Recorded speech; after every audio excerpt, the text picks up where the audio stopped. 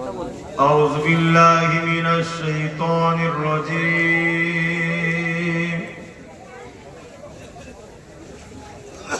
بسم الله الرحمن الرحيم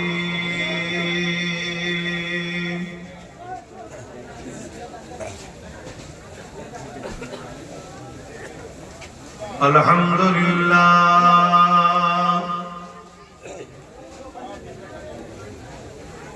الحمد لله نحمده ونستعينه ونستغفره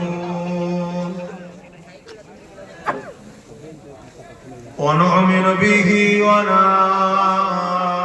ونتوكل عليه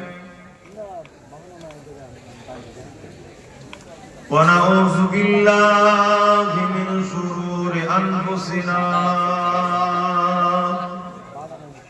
ومن سيئات أعمالنا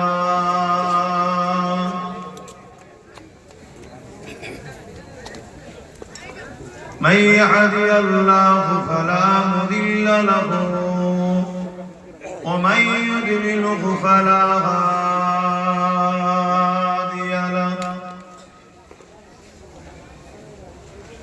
ونشهد أن لا إله إلا الله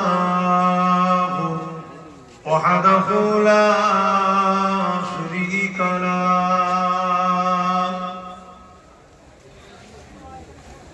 ونشهد أن سيدنا وحبيبنا ومولانا محمدا عبده ورسوله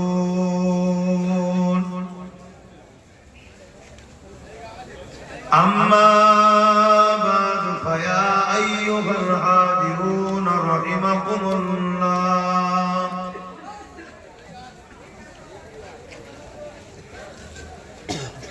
قال الله تعالى في كلام المسيح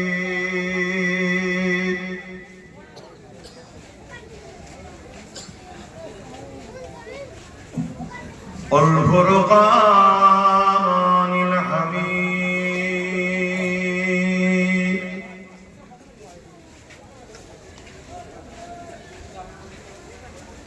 إن الله وملائكته يصلون على النبي يا أيها الذين آمنوا صلوا عليه وسلموا تسليما اللهم صل على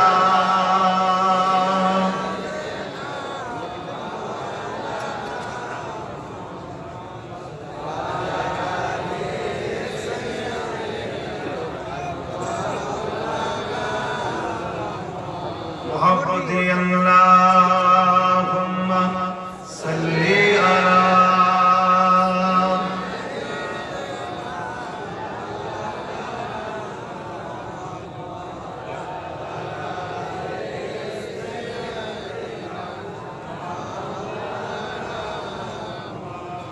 सदावे महशुर में लब्बैक लब्बैक जहां उम्मतों ने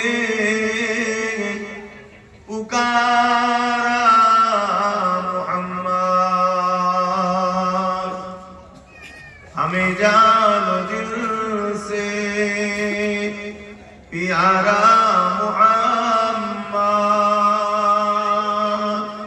मुहम्मद के गम हो गए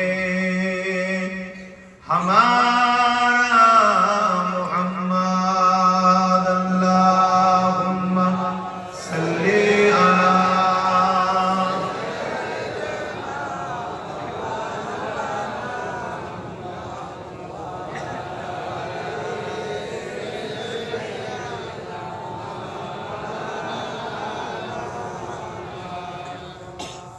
मददगार जिसी का रसूले खुदा हो उसे और हिम्मत का परवाह किया है। मधुर को चले आएंगे कमली वाला, डूबते डूबते ही संभल जाएगा। अल्लाहुम्मा सल्ली अला।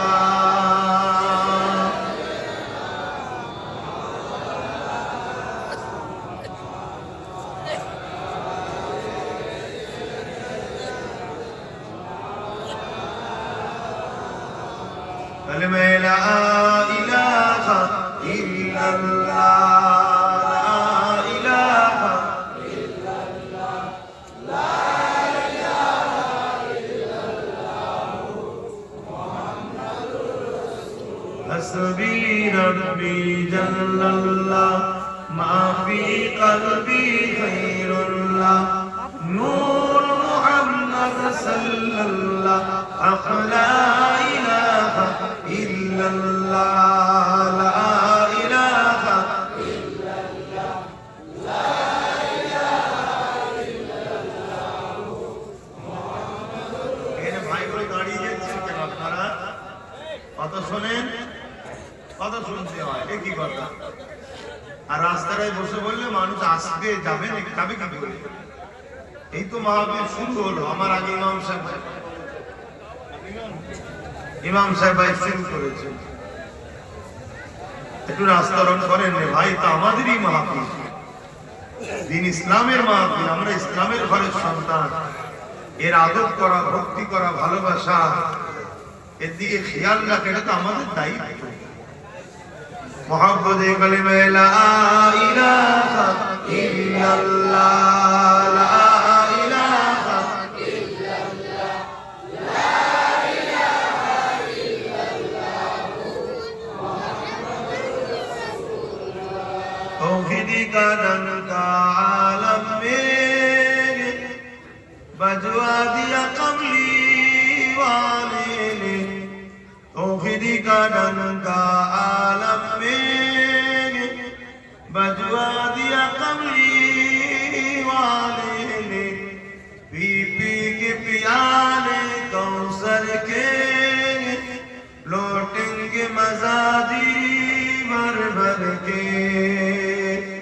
इन्ना आतैना कल कौसर फरमा दिया कमली वाले ने।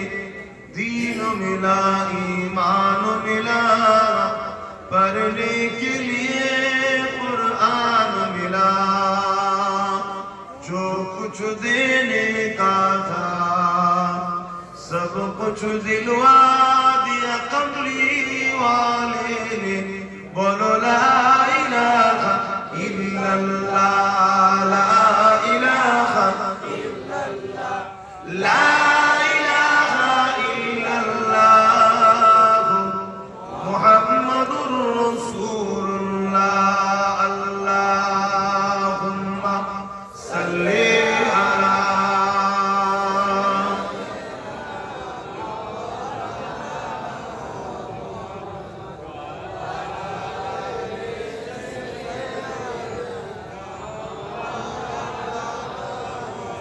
وقال الله تعالى في كلام المجيد والفرقان الحميد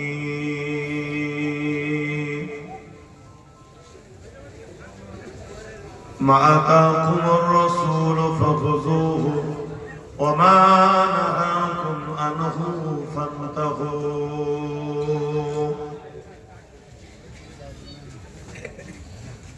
সকলে খুশি বলি আলহামদুলিল্লাহ। আজ আল্লাহ পাকের খাস রহমত, এরকম একটা ঠান্ডার সময়তে খোলা আকাশের নিচে আমরা বেশ কিছু মানুষ একত্রিত হয়েছি উদ্দেশ্য আল্লাহ ও রাসূলকে খুশি করার জন্য। জোরে বলুন সুবহানাল্লাহ। আমরা অন্য অন্য সময় অনেককে খুশি করার জন্য অনেক জায়গায় যাই, কিন্তু আজ এমন একটা জায়গায় এসেছি যে জায়গাটায় মূলত আশা আল্লাহ রসুলকে খুশি করার জন্য। আর এই জায়গায় যারা আসে তাদের সম্বন্ধে আল্লাহর খুশির খবর আছে। যারা চুপ করে বসে থাকবে, দিন ইসলামের আলোচনা শুনবে, আল্লাহ তাদের ছোট ছোট গুনাহগুলো এমনি মাফ করে দেয়, বলুন সুবহানাল্লাহ। আর কেউ যদি দিনকে জানার জন্য, শিকার জন্য 1 ঘন্টা বসে, আল্লাহ তাকে 40 বছর নফল ইবাদতের নেকি দান করে, জোরে বলুন সুবহানাল্লাহ। আমরা স্বাভাবিক মাহফিলগুলো 1.5-2 ঘন্টার উপরে আলোচনা হয়, জিনিসটাকে ছোট ভাবে নেবেন না। ইলমের গুরুত্ব ইসলামে এত দিয়েছে। শিক্ষা, সত্যকে জানা, সব থেকে প্রথম জানা হলো আমাদের মালিককে, দ্বিতীয় কেন তিনি বানালেন, তৃতীয় সেই অনুযায়ী জিন্দেগি বানালেন। এর জন্য যে জ্ঞান অর্জন করতে হয়, ওই জ্ঞান অর্জন করাকে আল্লাহ অনেক গুরুত্ব দিয়েছে। আর যারা এই জ্ঞান অর্জন করে তাদেরকে আলেম বলা হয়। আর আলেম 2 ধরনের, একটা খায়রুল উলামা, একটা শাররুল উলামা। যারা খায়রুল উলামা, কিয়ামতের দিনে আল্লাহ তাদেরকে এত সম্মানিত করবে, বিচারের দিনে আল্লাহ আওয়াজ দেবেন, ডাক দিয়ে বলবেন, হ্যাঁ আমার উলামা বান্দারা, আপনারা কেন এখানে দাঁড়িয়ে আছেন? যান, আমি আল্লাহ আপনাদেরকে জান্নাতি করে দিলাম, জোরে বলুন সুবহানাল্লাহ। ইসলাম শিক্ষাকে এত গুরুত্ব দিয়েছে। তো যাক, আজকে সেই একটা দিন ইসলামের আলোচনা সভা আমাদের দ্বারা আল্লাহ করিয়ে নিচ্ছে। আল্লাহ নবী বলেছেন 3টে জায়গাতে বসলে আল্লাহ বড় খুশি হয়। প্রথম নম্বর হলো বাইতুল্লাহ, আল্লাহর ঘর, যেখানে মানুষ নামাজের জন্য গিয়ে বসবে, নামাজ পড়ার উদ্দেশ্যে যাবে। মসজিদ সিজদার জায়গা, সিজদা দিবার জন্য যাবে, আল্লাহ তাদের উপরে খুশি হয়ে যায়, জোরে বলুন সুবহানাল্লাহ। দ্বিতীয় নম্বর জায়গা হলো মা বাপের মুখের দিকে, সন্তানরা যখন চেয়ে বসে, আল্লাহ তাদের উপরে খুশি হয়ে যায়, জোরে বলুন সুবহানাল্লাহ। 3 নম্বর হলো ক্বালা হালাকা যিকির, যেখানে আল্লাহর কথা হয়, ওই জায়গায় যখন কেউ বসে গিয়ে আল্লাহ তার উপরে রাজি খুশি হয়ে যায়, জোরে বলুন সুবহানাল্লাহ। এই মুহূর্তে আল্লাহ আমাদের উপরে রাজি খুশি হয়েছে, এটা আমরা আশা করতে পারি। এইটুকু ছেলের হাতে মোবাইল, কি খবর? আবার ঘুরি আমার দিকে, তোমার হাতে মোবাইল কেন? একটু ছেলের হাতে মোবাইল দেয়, পড়াশোনা নষ্ট হয়ে যাবে। তো যাক, আল্লাহর মর্জি, আমরা আল্লাহ পাকের দয়ায় আসতে পেরেছি, আল্লাহর দয়ায় বুঝতে পেরেছি। আর বিশ্ব জুড়ে যে ষড়যন্ত্র, যে চক্রান্ত, যেভাবে কালো মেঘের মতো একদল জালিমরা আমাদের উপরে ঝাঁপিয়ে পড়তে চাইছে, সেই বিষয়টাকে সামনে রেখে 2-1টা কথা আপনাদের কাছে আলোচনা করব। আল্লাহ নবী 1000 বছর আগে বলে গেছেন, একটা দিন আসবে আমার উম্মতের উপরে এভাবে মানুষ ঝাঁপিয়ে পড়বে, যেভাবে একটা প্লেটে খাদ্য থাকলে ক্ষুধার্ত পশুগুলো ঝাঁপিয়ে পড়ে, একটা সময় আসবে আমার উম্মতের উপরে একদল জালিমরা ঝাঁপিয়ে পড়বে। সাহাবা হুজুররা জিজ্ঞেস করেছিলেন, ইয়া রাসূলুল্লাহ, হাবিবাল্লাহ, আমার ভাইদের কি সংখ্যা সেদিন কম হবে? আল্লাহ নবী বললেন, না, সংখ্যা কম হবে না, তথাপিও তারা লাঞ্ছিত, অপমানিত হবে। সংখ্যা অনেক হবে, তারপরও অপমানিত হবে। সাহাবা হুজুররা জিজ্ঞেস করলেন, হুজুর কারণ কি? আল্লাহ নবী বললেন, তাদের মধ্যে 2টো জিনিস ঢুকে যাবে। 1 নম্বর হলো তারা আল্লাহর ভয় ছেড়ে দিয়ে দুনিয়াকে ভয় করবে। আল্লাহর ভয় ছেড়ে দিয়ে দুনিয়ার ভয় তাদের হৃদয়ে ঢুকে যাবে। আজকে খেয়াল করে দেখুন, লাখো কোটি আলেম উলামারা হক কথা বলতে আজকে ভয় খাচ্ছে, না জানি কখন আমায় তুলে চলে যাবে। না জানি কখন আমার নামে নোটিশ এসে যাবে। আরে রাখো তোমার নোটিশ, তোমার কিসমতে যদি নোটিশ থাকে তুমি কিছু না বললেও আসবে, আর যদি না থাকে হাজারো বললেও আসবে না। সব কিছু খোদার ইশারা। মানেন না মানেন না?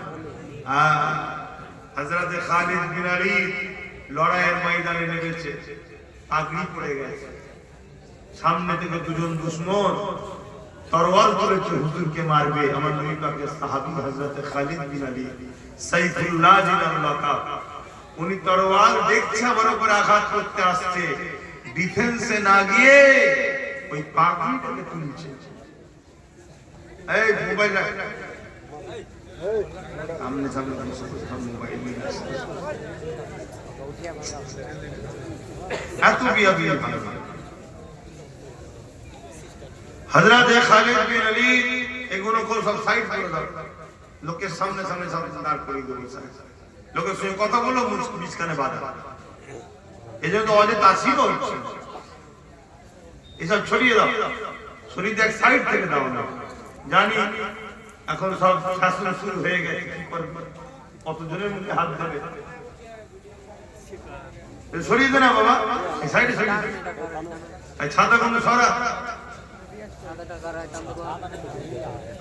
ওই ছাতাওয়ালা কই, কার ছাতা?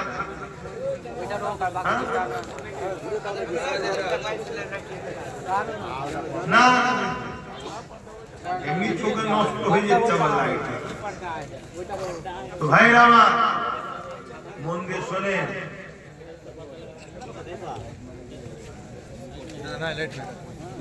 এদিকে দেখেন, টাইম দেওয়া অপেক্ষা করতে। হযরতে খালিদ বিন ওলীদ সেই জালিমকে ডিফেন্সে না দিয়ে এমন করে দেখা যাচ্ছে ওই পাগড়িটাকে তুলতে যাচ্ছে, এই সামনে দিয়ে যাচ্ছে, এগুলো তো ঠিক ঠিক,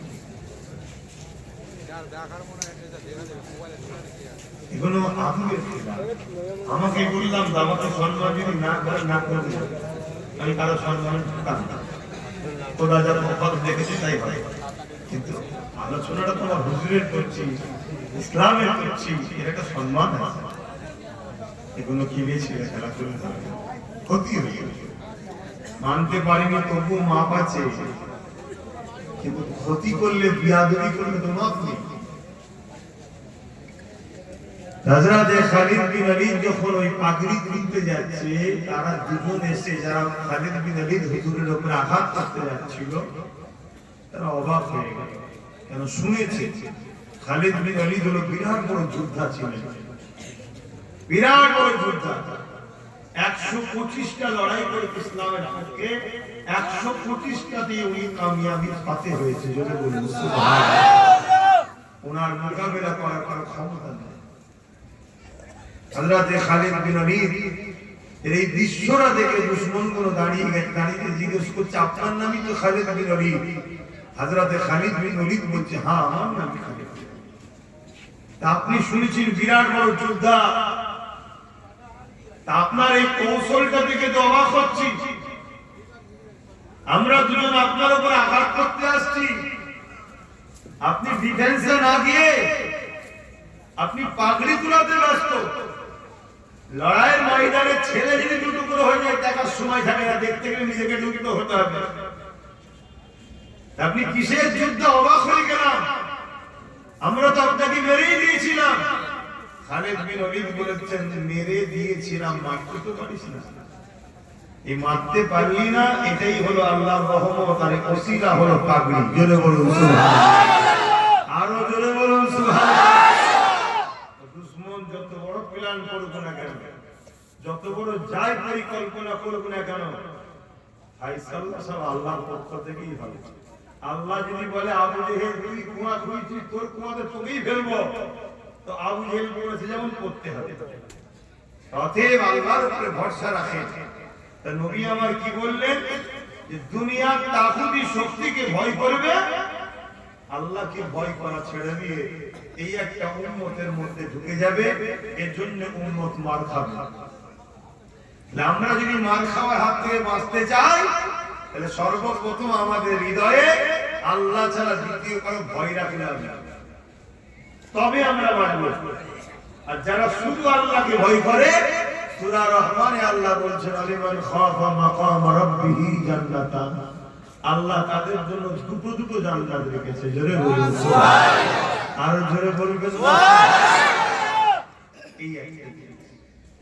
আরেকটা জিনিস আমার উম্মতের মধ্যে ঢুকে যাবে, কি? তারা নবী হয়ে যাবে, দুনিয়াদার হয়ে যাবে। আজকে আমরা নবী হয়ে গেছি, হয়েছি না। যদি জানতাম কেউ কোন জায়গার প্রেসিডেন্ট হবার লোক করে যে তাও নাই ভাবতাম। সামান্য ছিনা পদ নেবার জন্য উম্মত শেষ, সামান্য এক প্লেট বিরিয়ানির জন্য আমরা শেষ। আর এই সামান্য সামান্য লোভে পড়ার জন্য আজ চারিদিক জুড়ে কালো মেঘ উঠছে, আমাদেরকে ঘিরে ফেলার, আমাদের উপরে বর্ষার পানি নাই, বালা মুসিবত আগিয়ে আসছে আমাদের উপরে। এ থেকে রেহাই পাওয়ার উপায় আছে? উপায় নেই না আছে। হযরত ইমাম গজ্জালী রাহমাতুল্লাহ আলাইহি তিনি তার মুরিদদের ঘরে, শিষ্যদের ঘরে, ছাত্রদের ঘরে লক্ষ্য করে বলছেন, বাবারা মনে রাখবে দুনিয়ায় বালা মুসিবতে যখন বিরাজ হয়ে যাবে, জানবে এই বালা মুসিবতে বিরাজ হওয়ার কারণ হলো আল্লাহর নবীর সঙ্গে মহব্বতের দূরত্ব বেড়েছে। কি বলছি বুঝলেন? নবী পাক সাল্লাল্লাহু আলাইহি ওয়াসাল্লামের সঙ্গে মহব্বতের সম্পর্কের দূরত্ব হয়েছে। এই দ্রুত হওয়ার জন্য, মহব্বত ভালোবাসা সম্পর্ক কমে যাওয়ার জন্য আমাদের উপরে বালা মুসিবত আছে। সেই বালা মুসিবত সংসার জীবনে হোক, রাষ্ট্র জীবনে হোক, অর্থনৈতিক জীবনে হোক, যে কোনো জীবনে হোক, হুজুরের সঙ্গে মহব্বত কমে যাওয়ার কারণে মুসিবত আছে। দেওবন্দি ভাইদের একজন আলেম আছে, মৌলানা আশরাফ আলী থানভী সাহেব। তিনিও কিতাবের মধ্যে স্বীকার করেছেন, লিখেছেন কি একটা সময় মহামারী দেখা দিল, বালা ভাইরাস। ওই ভাইরাস মহামারী থেকে বাঁচার জন্য আমি হুজুরের জীবনী লেখা শুরু করলাম। যেদিন হুজুরের জীবনী লেখা শুরু হলো, ওই দিন বালা মুসিবতটাও শেষ হয়ে গেল। পৃথিবীর বড় বড় উলামা হাজরাত সবাই স্বীকার করছে যে বালা মুসিবত থেকে মুক্তি পাওয়ার উপায় হলো হুজুরের প্রেমকে বাড়াতে হবে। জোরে বলুন সুবহানাল্লাহ, আরো জোরে বলুন সুবহানাল্লাহ। আমাদের নামাজ বেড়েছে, রোজা বেড়েছে, দাড়ি বেড়েছে, টুপি বেড়েছে, মসজিদ বেড়েছে, মুসলমান বেড়েছে, মাদ্রাসা বেড়েছে, আলেম বেড়েছে, মুফতি বেরিয়েছে, বক্তা বেড়েছে, সব বেড়েছে, কিন্তু হুজুরের মহব্বতের জায়গায় দেখুন একটু ভাটা পড়েছে। এজন্য আজকে সব থাকার পরও আমরা পিছিয়ে হারা হয়ে গেছি। আলেমের দরকার আছে বারু, মুফতির দরকার আছে বারু, নামাজির দরকার আছে বারু, মসজিদের দরকার আছে বারু, মাদ্রাসার দরকার আছে বারু।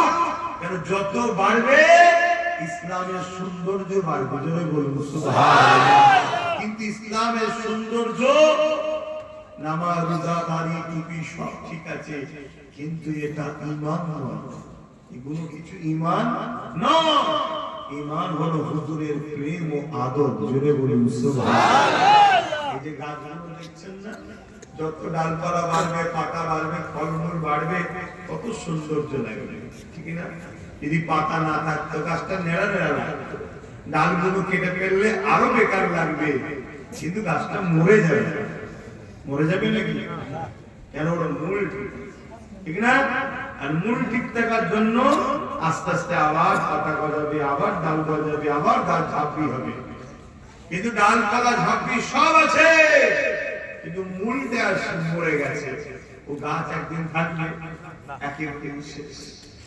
আমি গাছটাকেই ভাবলো আমরা ডালপালা, নামাজ, রোজা, হজ, যাকাত, দান, খায়রাতে দেব, আর মূলটা হলো হুজুরের প্রেম ও আদর। জোরে বলুন সুবহানাল্লাহ। যে গাছের মূল আছে, ডালপালা আছে, ও গাছ হলো শ্রেষ্ঠ গাছ, ও গাছের তুলনা। আর ডালপালা আছে, মূল নেই, ও গাছ একেবারেই শেষ। আর মূল আছে, ডালপালা পড়ে গেছে, আবার আস্তে আস্তে গজাবে। হুজুরের প্রেম আদরটা হলো মূল। তাই ইমামে গাজ্জালী হুজুরকে জিজ্ঞেস করা হয়েছে, হুজুর এই প্রেমটা বাড়বে কি করে, কমে যে গেছে বাড়বে কি করে? হযরত ইমামে গাজ্জালী হুজুর বলেন, বাবারা এই প্রেম বাড়াতে গেলে দুইটা রাস্তা আছে। একটা রাস্তা হলো আল্লাহ নবীর উপরে বেশি বেশি করে দরুদ শরীফ পড়তে হবে, যেটা আজকে তো আমরা করি। আমার মুরব্বী বাপেরা হয়তো অনেকে এখন উচিত আমল করে, তারা দরুদ পড়ে। আমাদের যুবকরা তো কোনো সবকই আমল করে না। তবুও মাহফিল এলে যদিও বা পড়ানো হয়, তাহলে কোন রকম। এক নম্বর হলো কি, দরুদ। বেশি বেশি করে দরুদ পড়ো, যুবকগিরি বাঁচতে চাও। আর মনে রাখবেন, ভুল বুঝবেন না, আজকে ভালো করে শুনবেন, ঠান্ডা মাথায় হিংসার মধ্যে নামাজ ফরজ, নামাজ ফরজ, দরুদ ফরজ, আল্লাহরই হুকুম। মনে রাখবেন, নামাজ কিন্তু নবী পড়েছে, আল্লাহ বলেনি। আর দরুদ আল্লাহ সব নিজে পড়েছে, জোরে বলুন আমার নবীর উপরে পাঠাই দিয়েছে। তবে দরুদের পাঠানো আল্লাহ আমাদের মতে দরুদ শরীফ পড়া নয়। দরুদ পাঠানো সংক্ষেপে বলছি, আমার নবীর শান মর্যাদা মাকামকে বাড়ায় আল্লাহ, জোরে বলুন। সেই দরুদ থেকে আমরা দূরে সরে গেছি, সরে যাইনি, আমাদেরকে সরানো হয়েছে, বড় প্ল্যান করে সরানো হয়েছে। দ্বিতীয় নম্বর হলো নবীর প্রেম বাড়ে হলো কিসে, কিসে বাড়ে? ইমামে গাজ্জালী হুজুর বলছেন, নবীর জীবনী পড়ো। এত জায়গা থাকতে তোমার সামনে চলে নবী জীবনী পড়ো। শুনছেন নাকি? আমরা জীবনী পড়ি, আমরা তাফসীরুল কোরআন মাহফিল, ওই মালদার মানুষের একটা ভালো গুণ আছে, জীবনী হয়। যাক আলহামদুলিল্লাহ, আল্লাহ মালদার মানুষকে অনেক রহমত দিক, অনেক শান্তিতে রাখুন, বলুন আল্লাহুম্মা আমিন। হ্যাঁ, আপনাদের এখানে হয় না। নবীর জীবনী পড়ুন। কেন? নবীর জীবনী পড়লে নবী চিনা যাবে, নবীকে যত চিনবে নবীর সঙ্গে মহব্বত বাড়বে, জোরে বলুন সুবহানাল্লাহ। আজকে পশ্চিমা দুনিয়ার ছেলে মেয়েরা তারা আমার নবীর জীবনী পড়ছে। দুনিয়ায় শিক্ষিত সমাজের ঘরের ছেলে মেয়েরা তারা জন্মসূত্রে মুসলমান নয়, ইসলামের ঘরে জন্ম হয়নি, কিন্তু শিক্ষিত হয়ে তারা গুগল থেকে বিভিন্ন ভাবে আমার নবীর জীবনীকে ফলো করছে। তারা নবীর জীবনী পড়তে পড়তে পড়তে পড়তে আমার নবীর প্রেমিক হয়ে ঈমানের কলেমা পড়ে নিচ্ছে, জোরে বলুন সুবহানাল্লাহ। আমরা ইসলাম ঘরে জন্ম নিয়েছি, আমরা নবীর জীবনী পড়ি না। আল্লাহর ওলি ইমামে গাজ্জালী হুজুরকে জিজ্ঞেস করা হলো, হুজুর যদি কেউ জীবনী পড়তে না পারে? হযরত ইমামে গাজ্জালী হুজুর বলেছিলেন, তোমরা ওই মাহফিলে যাবে, ওই জায়গায় গিয়ে উঠা বসা করবে, যেখানে গেলে বা যাদের কাছে গেলে যারা তোমাদিগকে আল্লাহ নবীর জীবনী শোনাবে, ওই জায়গায় বসে বসে বসে বসে নবী পাকের সিরাত জীবনী শোনো। কেননা নবীর জীবনী শুনলে তোমাদের হৃদয়ে নবীর জন্য প্রেম আর ভক্তি ভালোবাসা বেড়ে যাবে।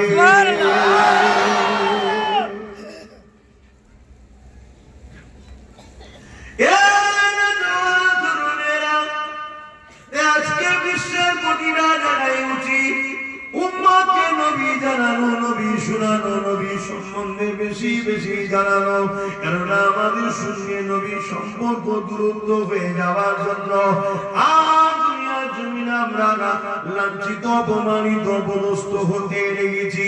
যখন আমরা নবীর সঙ্গে জুড়ে যাব, আল্লাহ পাকের রহমত তখন পাবো। আল্লাহ রহমত ছাড়া নাজাত পাওয়া যাবে না। এই যুবকেরা, তরুণেরা, বাপেরা, এই আল্লাহ রহমতটা কি, যে রহমত ছাড়া বাঁচা যায় না, যে রহমত ছাড়া নাজাত পাওয়া যায় না, যে রহমত ছাড়া চলা যায় না। আল্লাহ স্বয়ং নিজে জানিয়ে দিলেন, ওমা আরসালনাকা ইল্লা রাহমাতাল লিল আলামিন। এই আল্লাহ রহমতটা হলো দয়া নবী, নূর নবী, তিনি আল্লাহর রহমত। আমরা বলি না আল্লাহ তোমার রহমত ছাড়া বাঁচবো না, তোমার দয়া ছাড়া বাঁচবো না, তার মানে নবী ছাড়া বাঁচবো না, নবী ছাড়া চলবে না, নবীকে ধরো, নবীকে ধরো। মুসলমান ঘরের ছেলে মেয়েরা, তরুণেরা, বাপেরা,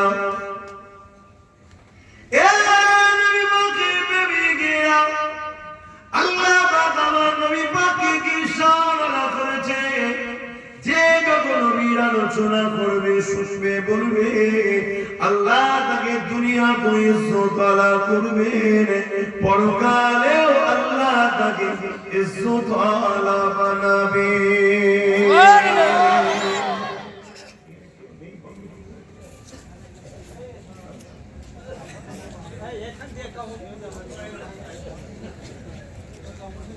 আম মানুষ সবাই বোঝে না, আম মানুষ সবাই বোঝে না, কেন দাঁড়া। আর এখানে না দাঁড়িয়ে ভাইয়েরা যাও না, ওদের দিকে বসো। কিরকম নবীর উম্মত, নবীর কথা আলোচনা শুনবেন না। আজকে তো একদল উম্মত নবীকে ছোট করতে চাইছে, একদল উম্মত নবীকে ছোট করছে। ছোট করতে করতে করতে এত ছোট করে ফেলেছে, ওই সুর ধরে বেঈমান কাফেররা আমার নবীর বিরুদ্ধে কথা বলেছে। এর জন্য তো দোষী আমার ঘরের মুনাফিকগুলো করতে। তোমরা কি কেমন নবীর কথা শুনবে, নবীর আলোচনা না শুনলে, নবীর বিষয় না জানলে কোরআন জানবে কি করে? হ্যাঁ, বড় বড় মুফতি, বড় বড় তাফসীরকার সব বেরিয়েছে। কিসের তাফসীরকার? যে নবী জানে না সে আবার তাফসীর মুফাসসির কি করে হবে?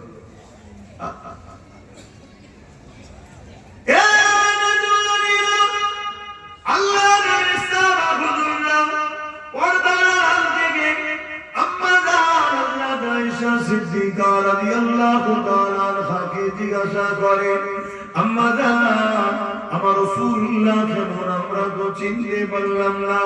নবী পাকের সাথে মসজিদে নববীতে নামাজ পড়েছি, নবী পাকের মাহফিলে বসে ওয়াজ শুনেছি, নবী পাকের সঙ্গে হজে গেছি, নবী পাকের সঙ্গে জিহাদের ময়দানে গেছি, নবী পাকের সঙ্গে উঠা বসাও করেছি, কিন্তু নবী পাককে চিনতে পারলাম না। হায় রে দুঃখ, আর কিছু মুনাফিক বেরিয়েছে যারা বলেন নবীকে আমরা চিনতে পেরেছি। সাহাবারা বলছে চিনতে পারলাম না, আর আজকে বলছে চিনিছি। কেমন গো বলছে? আমাদের মতো বলছে না, শুনতে হবে না। একটা কথা আর একটা কথা মাথায় ঢুকিয়ে লাগে, নবীর শান মর্যাদার এই কোনো জায়গায় যদি বিয়াদবি হয়, আর সে জায়গায় তুমি প্রেজেন্ট যদি থাকো, আর তুমি যদি প্রতিবাদ না করো, তোমার মধ্যে ঈমান থাকবে না। শুনছো কি বলছি? যদি মনে হয় প্রতিবাদ করলে গুলি খেয়ে যাবো, তোমাকে তাও প্রতিবাদ করতে হবে, গুলি খাও খাও খাও। যদি প্রতিবাদ করলে ফাঁসি হবে, তাও প্রতিবাদ করতে ভয় হবে। আর যদি না করো, তাও তো মরণ হবে, কিন্তু বেঈমানের মরণ হবে। আর প্রতিবাদ করার পরে যদি মরণ হয়, জান বেরোবার আগে জামিন একসাথে কেউ জোরে বলুন সুবহানাল্লাহ। আপনি কি ওয়াজ করতে শুনছেন? তো 100 বার নামাজ, রোজা, হজ, যাকাত, দান, খায়রাতের আলোচনা দরকার, এগুলো করাও দরকার।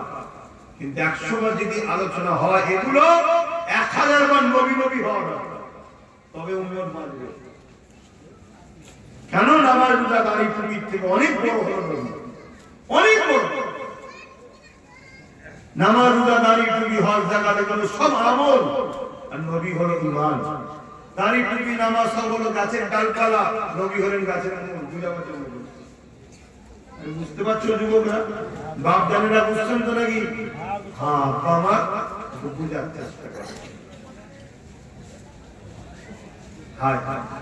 সাহাবা হুজুররা বলেছেন আমরা নবীর সঙ্গে নামাজ পড়েছি, হজ করেছি, জিহাদের ময়দানে গেছি। নবী পাক সাল্লাল্লাহু ওয়াজ করে আমরা বসে শুনি।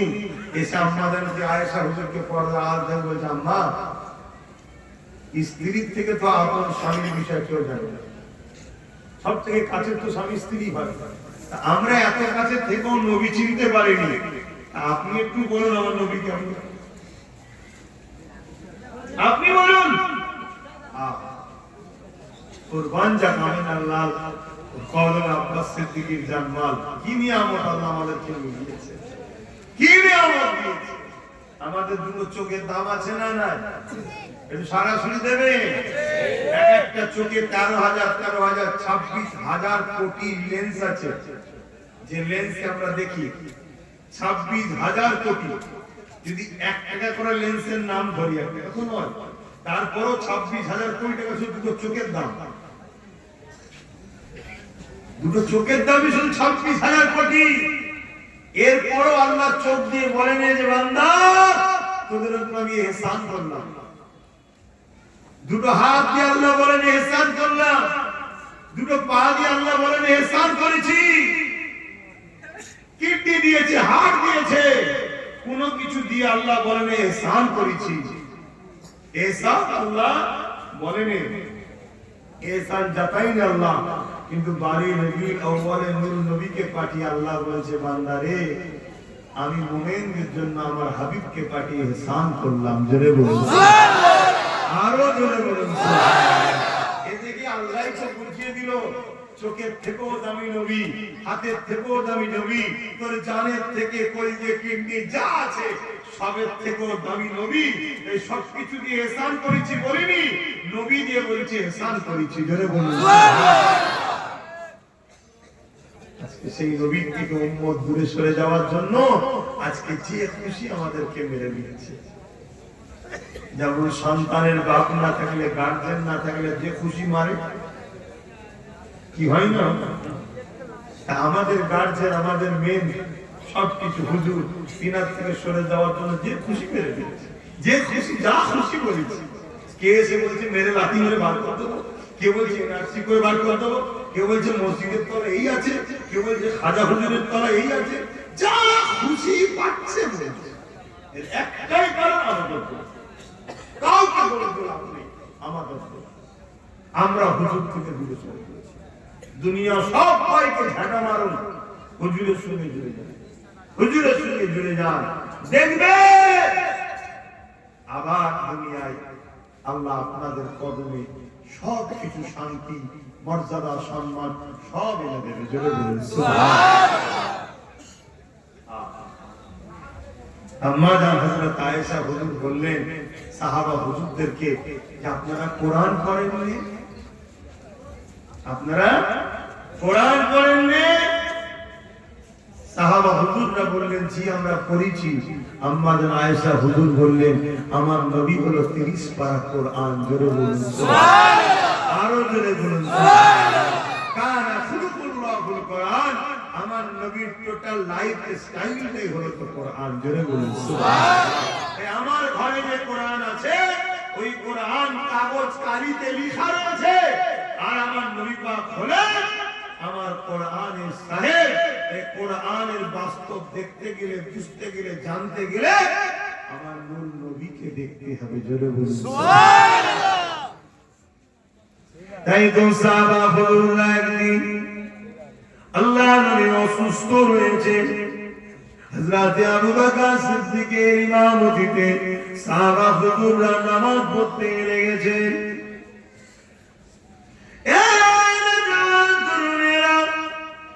আল্লাহ নবী, নূর নবী, দয়াল নবী, এমন কোই কাপড়ের একটা পর্দা করা ছিল, ওই পর্দাটাকে সরিয়ে নবী আমার দেখতে লেগেছে। আমার 63 বছরের মেহনতের ফলটা কি হলো? নবী আমার দেখতে লেগেছে। যখনই নবী আমার দেখতে লেগেছে, ধরুন কাবা এইদিকে, সাহাবা হুজুররা সব এইদিকে মুখ করে কিবলামুখী হয়ে নামাজ পড়ছে, নবী আমার পিছন দিয়ে পর্দাটা সরিয়েছে। সঙ্গে সঙ্গে সমস্ত সাহাবা হুজুররা কাবার দিক থেকে মুখ ঘুরিয়ে নিয়ে আমার নবী পাককে দেখতে লেগেছে। আরো জোরে বলুন সুবহানাল্লাহ।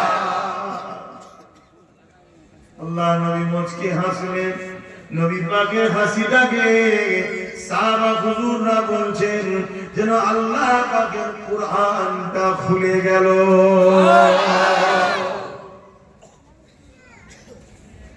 এখন বলুন খাবার দিক থেকে মুখ ঘুরিয়ে গেলে নামাজ থাকবে? হ্যাঁ, সাহাবা হুজুর তো সব নামাজ গেল তো নাকি? না না।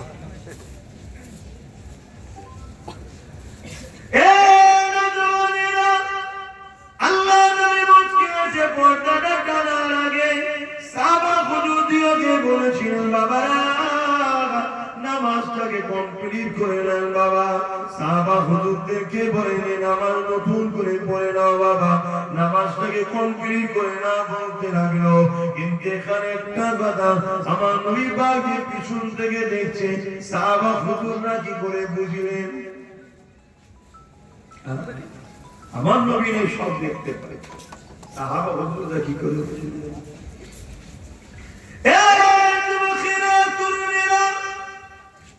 একটা বাতি আপনি জ্বালান, ওই বাতির সঙ্গে যদি আপনি থাকেন আপনি আলোকিত হয়ে যাবেন। যেমন উদাহরণ দিয়ে বলে দিয়ে যান, আমার নবী পাকের দরবারে দুজন সাহাবী বসে রয়েছে। এমন সময় আলোচনা করতে করতে গভীর রাত হয়ে যায়। এমন সময় সাহাবা হুজুররা বলতে লাগলেন ইয়া রাসূলুল্লাহ হাবিবাল্লাহ ঘরে যাব, কিন্তু রাত অনেক হয়ে গেছে, গভীর অন্ধকার। এখনকারের মতো তো লাইট পোস্টের ব্যাপার ছিল না। ইয়া রাসূলুল্লাহ হাবিবাল্লাহ অন্ধকারে কি করে যাব? নবী আমার একবারও বলেনি এ বাবা সাহাবা কে তোমাদেরকে থাকতে বলেছিল, না হয় আমার কাছে রয়ে যাও, এটাও কিছু বলেনি। আল্লাহ নবী কি বলেছিলেন? বাবা তোমাদের মধ্যে কারো কাছে কি আশা বা লাঠি আছে? লাঠি হাতে ব্যবহার করা হলো সুন্নাত। এক সাহাবী একটা লাঠিকে দিয়ে দিল। আল্লাহ নবী নূর নবী দয়া নবী ওই লাঠিটার উপরে করে হাতটাকে বুলিয়ে দিল। দিবার পরে বলেছিল বাবা সাহাবারা এই লাঠিটা নিয়ে বাইরে বেরিয়ে যাও বাবা, এই লাঠিটা অন্ধকারে তোমাকে আলো লাইট দেবে। তুমি আমি হলে হয়তো হাজারো সমালোচনা করতাম, আজকের দুনিয়ার মুক্তি মৌলানা হলে নানা রকম ফতোয়া শুরু করে দিতাম, লাঠি থেকে কি করে আলো বেরোবে। কিন্তু আমার নবী সাহাবা নবীকে কেমন মেনেছে। এই যুবকেরা তরুণেরা বাপেরা সাহাবা হুজুররা যখন বেরিয়ে পড়লে সঙ্গে সঙ্গে অন্ধকারে দিয়ে বেরোলে ওই লাঠি থেকে আলো নূর জ্যোতি বেরোতে লেগেছে। আরো জোরে বলছে নবীর কথা শুনে ভালো লাগছে না? মনটাই খুশি হচ্ছে না? যাদের নবীর কথা শুনে মুখে চেহারায় হাসি আসে, দিন ভালো লাগে, জানবেন গুনাহগার হতে পারে কিন্তু কাঁদেন না। শুনছেন তো? আমি জমানার মুজাদ্দেদ সিদ্দিক আকবরের উত্তরসূরি হিসাবে নবীর খানদানের ছেলে বলে যাচ্ছি। আর নবীর কথা শুনে যাদের মুখ চেহারায় খুশি আসে না, রনক আসে না, তোর বাবু সব শুনে কি করবো, সে যাই হোক জানবেন ওর ভেতরে ভেতরে কাঁপড়ে বসে আছে, নিজেও জানে না। এটা নমুনা মুমিন আর মুনাফিকের পার্থক্যের জায়গাতে। নামাজ দেখিয়ে, দাড়ি দেখিয়ে, টুপি দেখিয়ে, হজ দেখিয়ে মুমিন মুনাফিক চেনা যায় না। হযরত আবু বকর সিদ্দিকও নামাজ পড়েছেন, আব্দুল্লাহ ইবনে উবাইও নামাজ পড়েছে, হযরত মাওলা আলী শেরে খোদা নামাজ পড়ে রোজা রেখেছে, এমন করে জুল ফাইসারা তামিমিও রোজা রেখেছে। এতে চিনা যায় না। চিনতে গেলে আমার হুজুরকে দেখো, দিলে হুজুর কোথায় আছে। শুনছেন তো? কবরে কটা প্রশ্ন করা হবে। প্রথম নম্বর মান রাব্বুকা, তোমার রব কি? মুর্দা বলছে রব্বি আল্লাহ। উত্তর ঠিক না ভুল? সবাই বলো ঠিক। আল্লাহকে যে চিনে নিয়েছে ছেলে, কি বললাম জানো? কি উত্তর দিলাম বলবি? কি বললাম?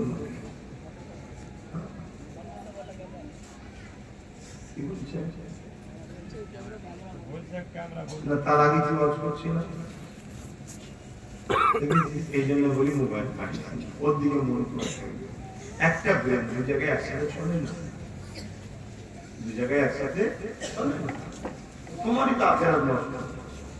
তুমি ওখানে বসে বসে কি করছো? তুমিও বসে বসে মোবাইলে বসে আছো। সে ওই একটা বসে কি করছো তোমরা? মান রব্বুকা, তোমার রব কে? রব্বি আল্লাহ। ঠিক না ভুল উত্তর? মোর্দা উত্তর দিয়েছে ঠিক। ছেড়ে দেবে কেন? আল্লাহ চিনে গেছে। আল্লাহ পাককে ফেরেশতা বলবে আল্লাহ আপনাকে চেনে, ছেড়ে দেবো? আল্লাহ বলবেন না। আর একটা মুর্দাকে জিজ্ঞেস করা হচ্ছে মান রব্বুকা, সে বলছে লা আদরি, জানি না। লা আদরি, জানি না। ফেরেশতা বলবে আল্লাহ আপনাকে চেনে নে, শাস্তি দেবো? আল্লাহ বলবেন না। না, কি বুঝলেন? কি বুঝলেন? আল্লাহকে চিনলে শুধু আল্লাহ বলছে ছাড় দেবো না, আল্লাহ বলছে ছাড় দেবো না। আমি কে বলবো? আমি কে? আর আল্লাহকে চেনে না, আল্লাহ পাক কথা দিয়ে বলছে মানিস না। তারপরে প্রশ্ন কি বলো? মান নাই মা দীনুকা, তেরা দীন क्या है? তোমার দিন কি? দীন ইসলাম। মুর্দা জবাব দিয়েছে ঠিক না ভুল? আল্লাহ আপনাকে চেনে, ইসলামকেও জানে, ছেড়ে দেবো? আল্লাহ বলবেন না। দাঁড়া। আরেকজন মুর্দাকে জিজ্ঞেস করছিল মান রব্বুকা, লা আদরি জিজ্ঞেস করছে মা দীনুকা, তেরা দিন क्या है? বলছে লা আদরি, জানি না। ও আল্লাহ আপনাকেও চেনে না, ইসলামকেও চেনে না, এর শাস্তি দেওয়া দরকার। আল্লাহ বলবেন না। কি বুঝলেন? কিছু বুঝতে পারছেন? আজকে আমরা নবী ছেড়ে যে কি হচ্ছে বুঝতে পারছেন না? এবার আল্লাহ বলবে আর আমার হাবিবকে নিয়ে আয়, আমার হাবিবকে নিয়ে আয়। দিয়েছে দেখা দুজনকে, যে দুটো আগে দিয়েছে সে যদি এই জায়গাতে গন্ডগোল হয়ে যায় রাহাই পাবে? কথা বলে। আর যে আগে দুটো দিতে পারে না, নবীর বেলায় যদি জেনে যায়, আল্লাহ বলবেন ফেরেশতাও যখন আমার হাবিবকে পেয়েছে তার মনের মধ্যে আমিও আছি, ইসলামও আছে, আমার হাবিবকে এই দিকেই দিয়েছে মানুষকে, অতলোকে ছেড়ে দেয়। জোরে বলুন সুবহানাল্লাহ। আরে আমায় পেয়েছে, ইসলামকে পেয়েছে, হাবিব যখন পাইনি, কার থেকে ইসলাম পেল? কার থেকে দিন নিল? আমি তো অন্য কারো থেকে নিলে হবে না। যদি অন্য কারো থেকে নিলে হতো তাহলে আল্লাহ সূরা ইখলাসে নবীকে আগে রাখছে কেন? সূরা ইখলাস বলে তো নাকি, যাকে সূরা তাওহীদ বলা হয়। কুল হুয়াল্লাহু আহাদ। মক্কার মুশরিকরা জিজ্ঞেস করেছিল আল্লাহকে, আল্লাহ জানাচ্ছেন কুল হুয়াল্লাহু আহাদ। আল্লাহ তো বলতে পারতেন হুয়াল্লাহু আহাদ, আল্লাহ তিনি যিনি এক। ওটা বলেন আল্লাহ বলছেন হাবিব আপনি বলুন, আপনি বলুন। আপনার মুখ থেকে আমি আল্লাহ আমার ওয়াহদিনা শুনে যারা মানবে তারাই বান্দা, তারাই বান্দা। আপনাকে বাদ দিয়ে আমাকে মানলেই বান্দা নয়। আজকে বড় দুঃখ, আমার নবীকে মানুষ ভুলে যাচ্ছে, নবীর থেকে দূরে সরে যাচ্ছে, নবীকে ছোট করে দিচ্ছে, নবীকে অ্যাভয়েড করতে চাইছে।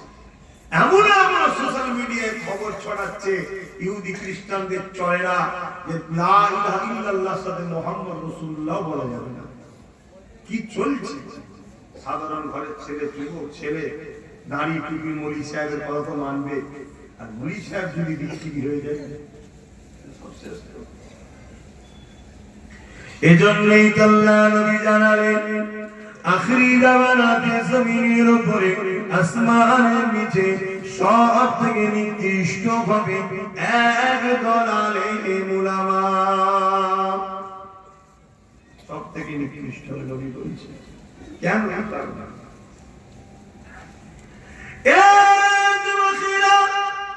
এই তোমার আমার উচিত কে কোথা থেকে পড়ে এসেছে ওটা পড়ে দেখবো, কে কতটা তাফসীর করছে ওটা পড়ে দেখবো, কে কতটা হাদিস শোনাচ্ছে পড়ে দেখবো।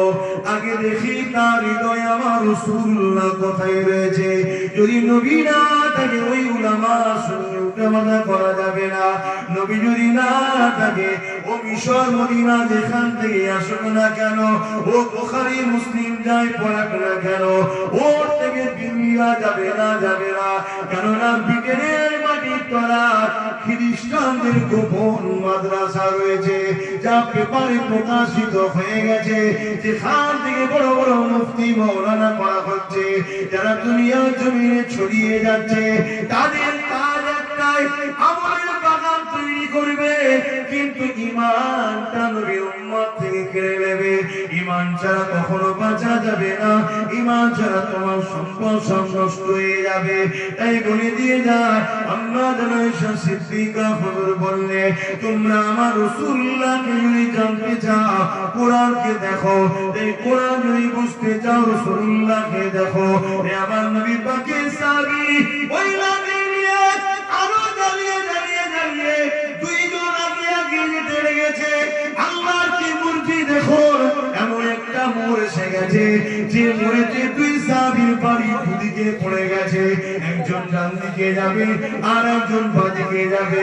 দুই সাহাবীর মধ্যে আলোচনা হতে লেগেছে, ভাই কি করে যাবে?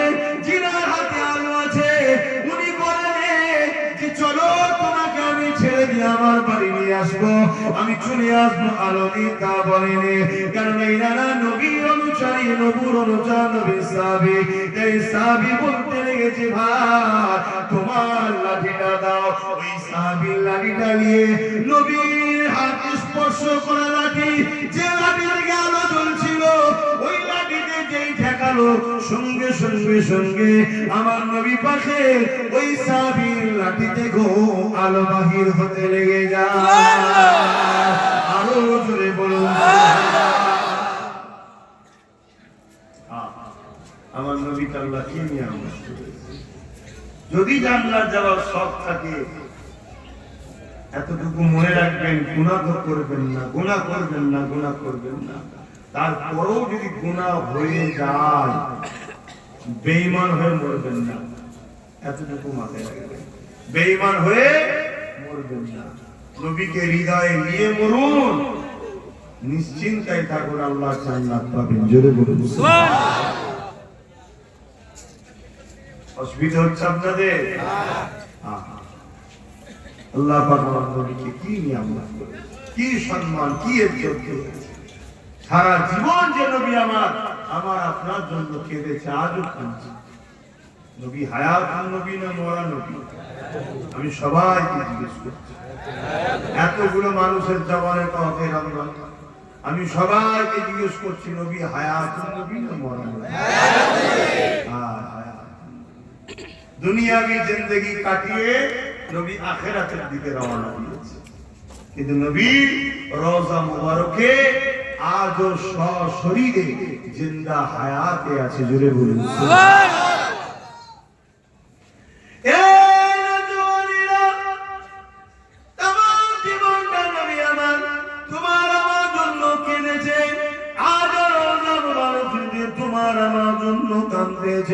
হযরত জিবরাইল, হযরত ইসরাফিল আলাইহিস সালামকে আল্লাহ পাক দুনিয়া জমিনে পাঠাবেন। ও হযরত জিবরাইল, ও হযরত ইসরাফিল দুনিয়া জমিনে চলে যায়, আমার হাবিবকে যে উঠিয়ে নিয়ে আসে। কারণ আজকে আমি আল্লাহ পাক বিচারের দিন ঘোষণা করব, আগে আমার হাবিবকে তুলে নিয়ে আসেন, আমি আল্লাহ আমার হাবিবের নূর মাথাতে শাফাআতের তাজ খানা পরিয়ে দেব। আমার নবী পাকের উম্মত উম্মতিরা, হযরত জিবরাইল, হযরত ইসরাফিল দুনিয়া জমিনে চলে আসবে। আমার নবী কোথায় রয়েছে তন্ন তন্ন করে খুঁজবে, কারণ এই দুনিয়া সেই দুনিয়া থাকবে না, কারণ আল্লাহ পাক সব কিছু লয় করে দেবে, ফানা করে দেবে।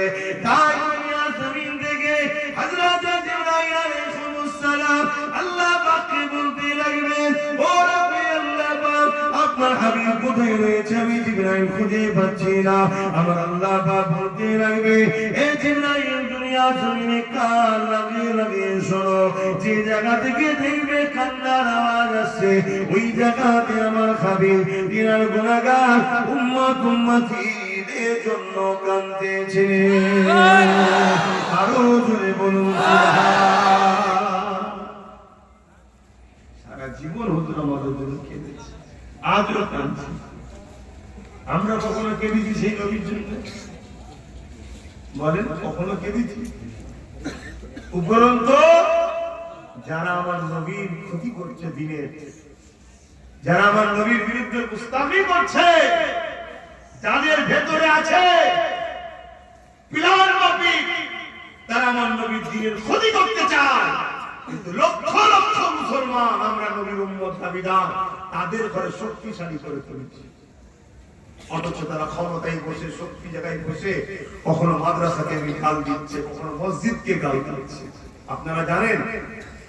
আপনারা জানেন পশ্চিম বাংলায় মাদ্রাসা সিলেবাস থেকে কোরআনকে তুলে দেওয়া হয়েছে।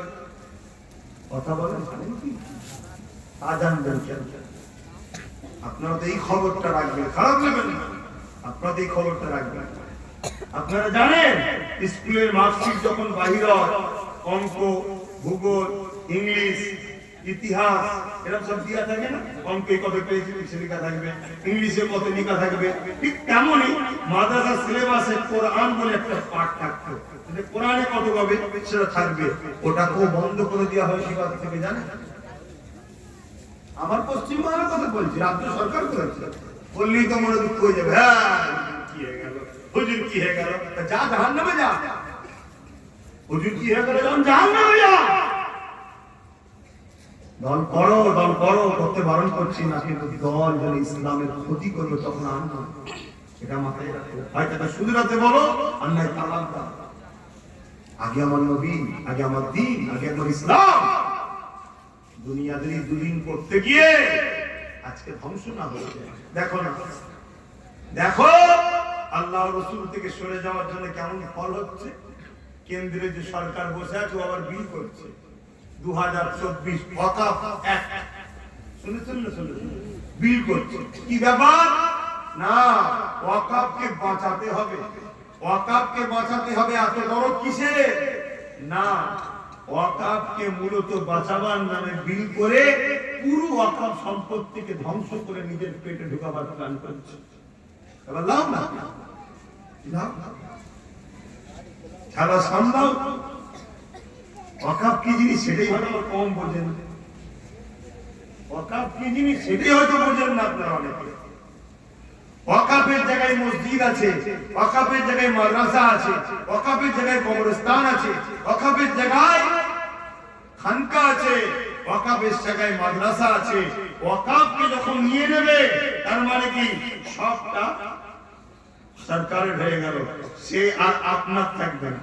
ওয়াকফ মানে মুসলমানদের ধর্মীয় একটা ব্যক্তিগত সম্পদ, যেটা মুসলিম ধনীরা আল্লাহর রাহে দান করেছে, ওটা শুধুমাত্র মুসলিমদের জন্য পার্সোনাল।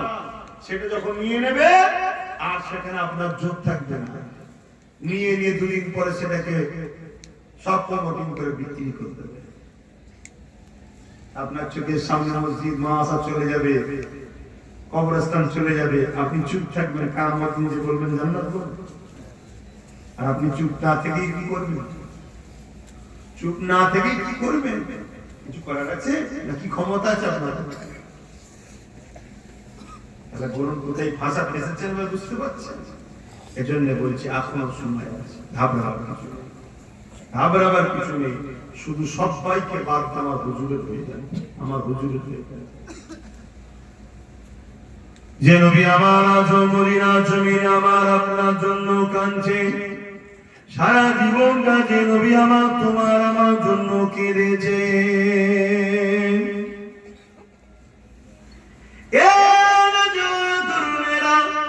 এত অন্যায় এত জুলুম করে বেড়ায়, এত নাফরমানি হয়ে বেড়ায়।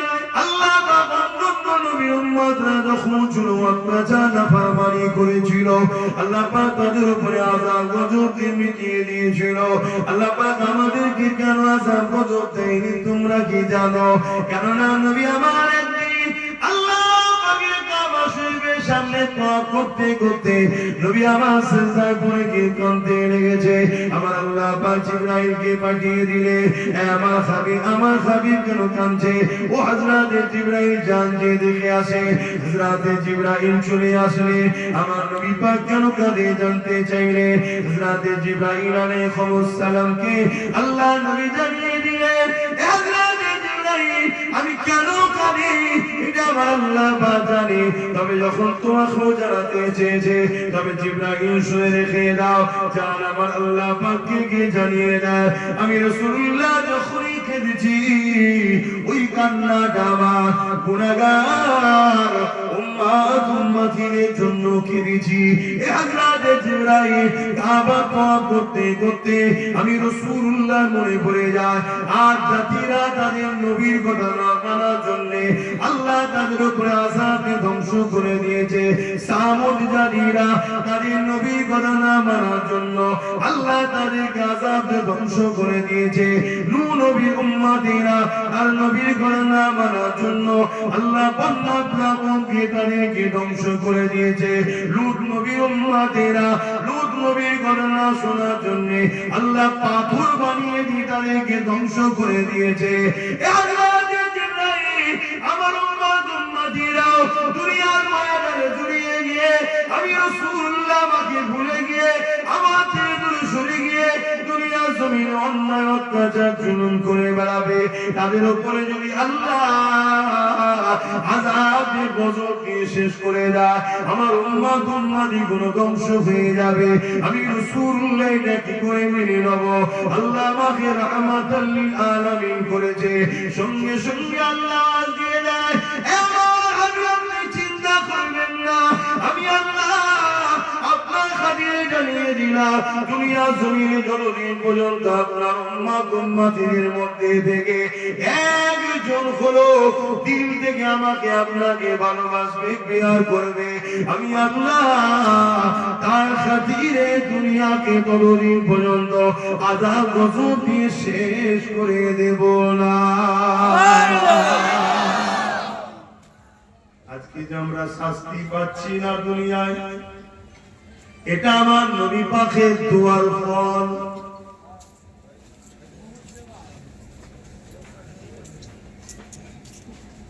নাই লাখো হাজারো নামাজি দেখিয়ে দেবো নামাজ পড়ে পরচর্চা ছাড়ে না, লাখো হাজারো রোজাদার দেখিয়ে দেবো রোজা রাখে সুদ খাওয়া ছাড়ে না।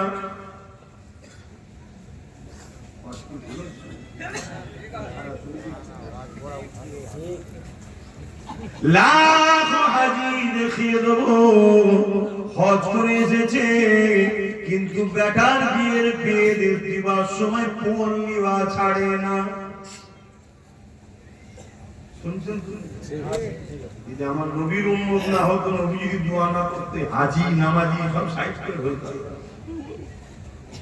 আমরা নামাজ পড়লে আল্লাহর ইজ্জত র্যাঙ্ক বাড়বে নাকি? হ্যাঁ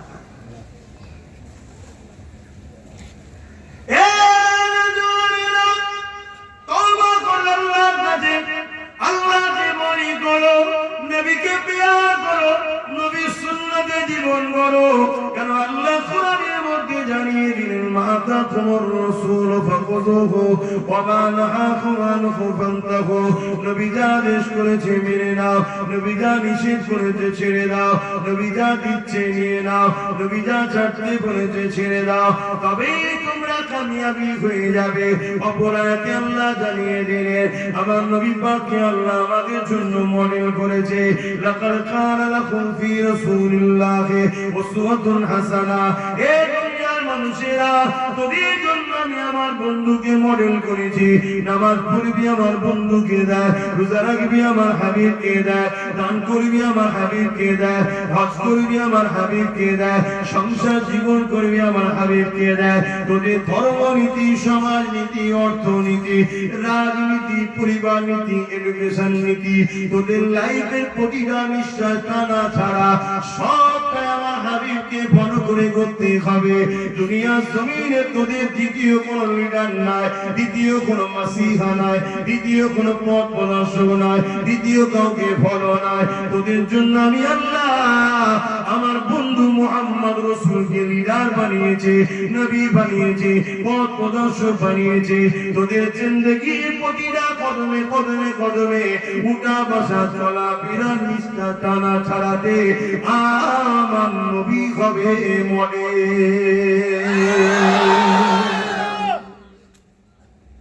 লক্ষ লক্ষ কোটি কোটি মুরিদ উম্মত নবীর দাবিদার।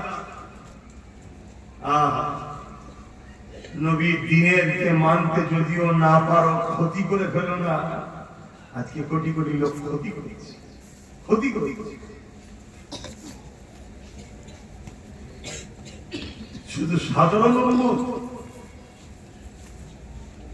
সাধারণ শুধু নয়, বড় বড় স্কলার, বড় বড় মুফতি, মৌলানা সাহেব ঘুরে বেড়াচ্ছে, তারা আমার নবীর দ্বীনের ক্ষতি করেছে সামান্য পেটের জন্য, দুনিয়ার লোক লালসার জন্য।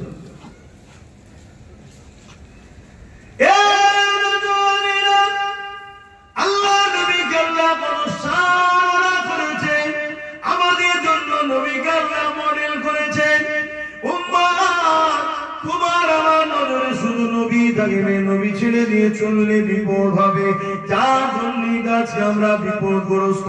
সাহাবা হুজুররা নবীকে ধরেছিল, আল্লাহ পাক তো পরীক্ষা নেবে, প্রতিটা পরীক্ষাতে সাহাবা হুজুররা কামিয়াবি হয়েছে। আমার পূর্বে মাওলানা সাহেব বলতেছিল, আমি এসে গেলাম ভাই, বলতে পারলো না। আমি বলে দিই একটুখানি, উমাইয়া হযরতে বেলালকে খরিদ করেছিল, কিন্তু উমাইয়া হাজারো চেষ্টা করেছিল হযরতে বেলালকে কি করে ফেরানো যায়।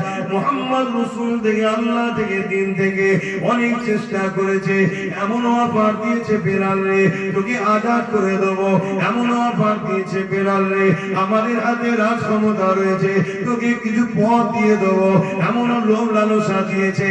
এ বেলাল, তুই হাফসি দেশের কালো কুস্তির মানুষ দেখতে, কিন্তু মনে রাখবি মক্কার সুন্দরী নারীর সঙ্গে তোর নিকাহ হলো, শুধু আল্লাহ নবীকে ছেড়ে দে। এ বেলাল, তোর জন্য যা বলবি সেটাই করতে রাজি হব, শুধু একটা প্রস্তাব মেনে নে, আল্লাহ ও নবীকে ছেড়ে দে, দ্বীন ইসলামকে ছেড়ে দে। হাজিরে হাইরে মুসলমান, কি অবস্থা তোমার আমার দেখো। বেলাল এত অফার পাওয়ার পরে সবকিছুকে ঠুকুর মেরে দিয়ে মার খেতে খেতে খেতে খেতে জবানে বলেছে, আশহাদু আল্লা ইলাহা ইল্লাল্লাহ ওয়া আশহাদু আন্না মুহাম্মাদান আবদুহু ওয়া রাসূলুহু।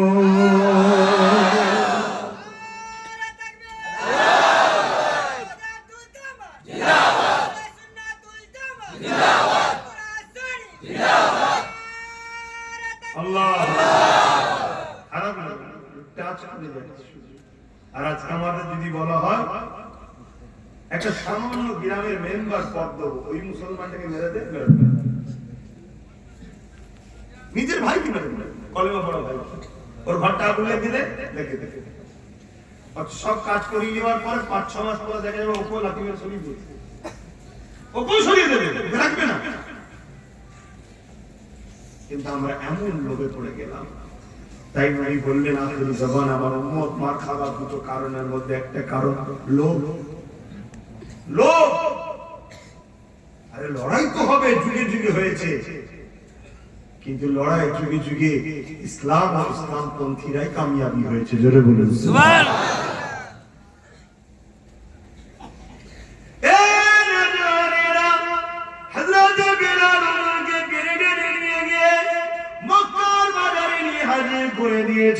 কেননা মক্কার মানুষেরা বাজারে সবাই রয়েছে, সবাই যাতে দেখে মুহাম্মাদের দিকে গেলে, আল্লাহর দিকে গেলে কি শাস্তিটা হয়, কি তাদের উপরে জুলুমটা করা হয়, এই দেখাবার জন্য বেলাল হুজুরকে নিয়ে গিয়ে মক্কার বাজারে জড়ো করেছে।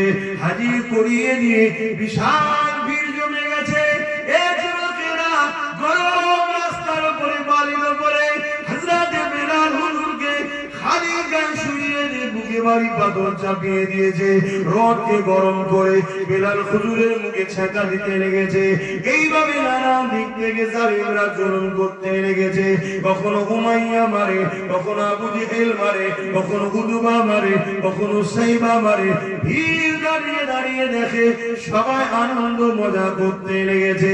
যেমন আজকে আমার ভারতবর্ষের বুকে দেখছি কখনো টেনে মারে, কখনো বাসে মারে, কখনো তাসদিবার নামে পিছন থেকে তরোয়াল নিয়ে মারে, আর ফটো করে করে দুনিয়াকে দেখানো হয়। কেন দেখানো হয়? ওই উমাইয়া চেয়েছিল বেলালকে এত মারামারবো সবার সামনে, চার চার দিনে মুহাম্মাদের উপরে একটু প্রেম জমেছে, ভয়ে যাতে মুহাম্মাদকে ছেড়ে দেয়। আজকে আমার দেশে এত মারছে কেন? প্রকাশ্য ফটো তুলে, যাতে করে দলে দলে আমার দেশেও মানুষ ইসলাম কবুল করছে। জানেন তো নাকি? এইগুলো যাতে বন্ধ হয়ে যায়। শুনছেন তো নাকি? কিন্তু বাপ, সত্যকে কখনো লুকানো যায়? হ্যাঁ, সত্যকে কখনো লুকানো যায় না। খুশবুকে কখনো ঢেকে রাখা যায় না। এভাবে কখনো সম্ভব নয় বাপ মেটানো। যুগে যুগে যুগে যুগে যুগে যুগে এভাবে অনেক জুলুম হয়েছে। যারা জুলুম করেছে তারা মিটে গেছে।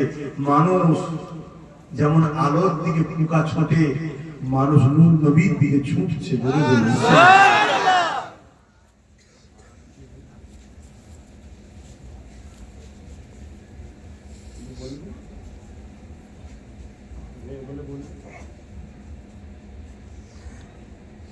আমাদের 8টা পর্যন্ত আলোচনা হবে।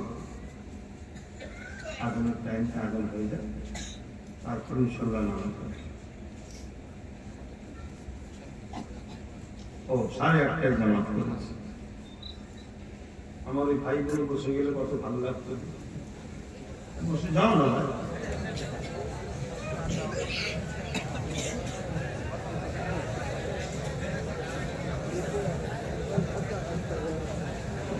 খুব ঠান্ডা করে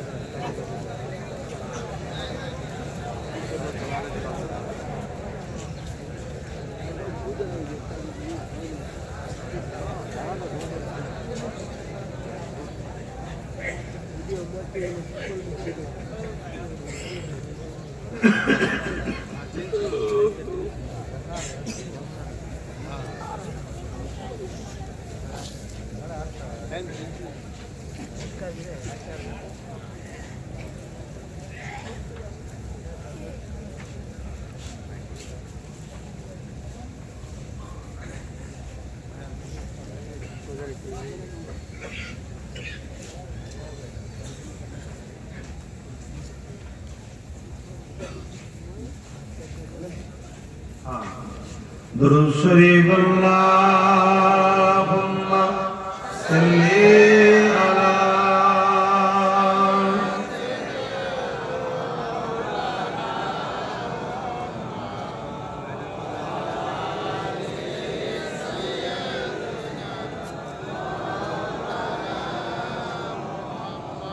रातें भी मदीने की,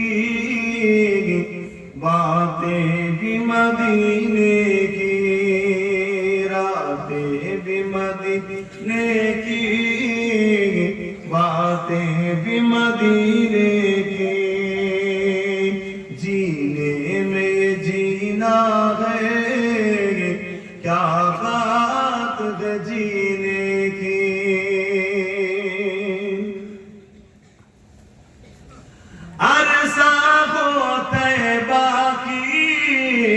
जिस गलियों से गुजरे अरसा हो तैबा की, जिस गलियों से गुजरे, इस वक्त भी गलियों से खुशबू है पसीने की। और जोरे बोलूं কবি আমার নবী তাইবার অলিতে গলিতে যেসব জায়গাতে ঘুরেছিল, এখনো সে জায়গায় গেলে আমার নবীর খুশবু পাওয়া যায়। জোরে বলুন সুবহানাল্লাহ। যারা হাজী সাহেব আছেন একটু আমার কথাটা মিলিয়ে দেখুন না। যারা হাজী আছেন আমার কথাটা একটু মিলিয়ে দেখুন। মদিনা শরীফে যাবেন, মক্কা শরীফে যাবেন, তায়েফে যাবেন, এক ধরনের খুশবু পাওয়া যায়। ওই খুশবু আপনি মক্কার দোকানে কেনেন, মদিনা শরীফের দোকানে কেনেন বা তাইফে কেনেন, যেখানেই কেনেন দেখবেন হ্যাঁ ওরকমই লাগছে, কিন্তু ঘরে এসে যখন মাখবেন আলাদা। কেন? ওখানে যে আতরটাই মাখেন না কেন, মূলত ওই খুশবু আমরা পাই না, হুজুরের খুশবুটাই পাই। আরো জোরে বলুন কি নিয়ামত করেছে আল্লাহ। যত নবীর তারিফ করব মূলত প্রশংসা কার হচ্ছে বলুন? যিনি তৈরি করেছেন না। যত নবীর আলোচনা করব মূলত প্রকৃত কার প্রশংসা হচ্ছে? যিনি কারিগর, যিনি সৃষ্টিকর্তা, তিনারই তো প্রশংসা হচ্ছে। হায় হায় হায় আল্লাহ, আপনি কি মহান আল্লাহ, কি নিয়ামত তৈরি করেছে। 1450 বছর হয়ে গেল আপনার বন্ধুর গা থেকে যে খুশবু বেরোতো, আজও সেই মক্কা মদিনার গলিতে গেলে আজও সেই খুশবু পাওয়া যাচ্ছে। মালিক, এটা আপনারই তো সৃষ্টি। জোরে বলুন সুবহানাল্লাহ। তাহলে কারিগর আল্লাহরই তো কুদরতের কথা হচ্ছে। হায় হায়, আমার নবীকে আল্লাহ খুশবু করেছিলেন, খুশবু। আম্মা জান আমেনা হুজুরের রেহেম, পবিত্র রেহেম মুবারকে যখন আমার রাসূলুল্লাহ ছিলেন, আম্মা জান যখন হাম্মাম খানায় যেতেন, গোসল খানায় যেতেন, আর হযরত আব্দুল মুতালিব হুজুর রাসূলুল্লাহ দাদা, আম্মা জান আমেনা হুজুরের শ্বশুর এবং ওর আব্দুল মুতালিব হুজুরের স্ত্রী আম্মা জান আমেনা হুজুরের শাশুড়ি মা, তিনি বলতেন আমি যখন আমেনা বেরিয়ে যাবার পর গোসলখানায় ঢুকতাম যেন মনে হচ্ছে কোন আতরের ফ্যাক্টরি গোডাউনে ঢুকেছি। জোরে বলুন।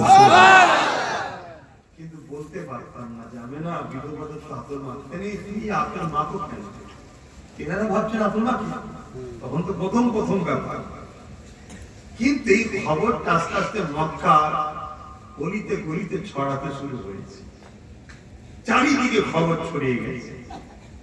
তো এই সময় রাসূলুল্লাহ দাদা ছিলেন তো মক্কার সর্দার, জানেন তো নাকি?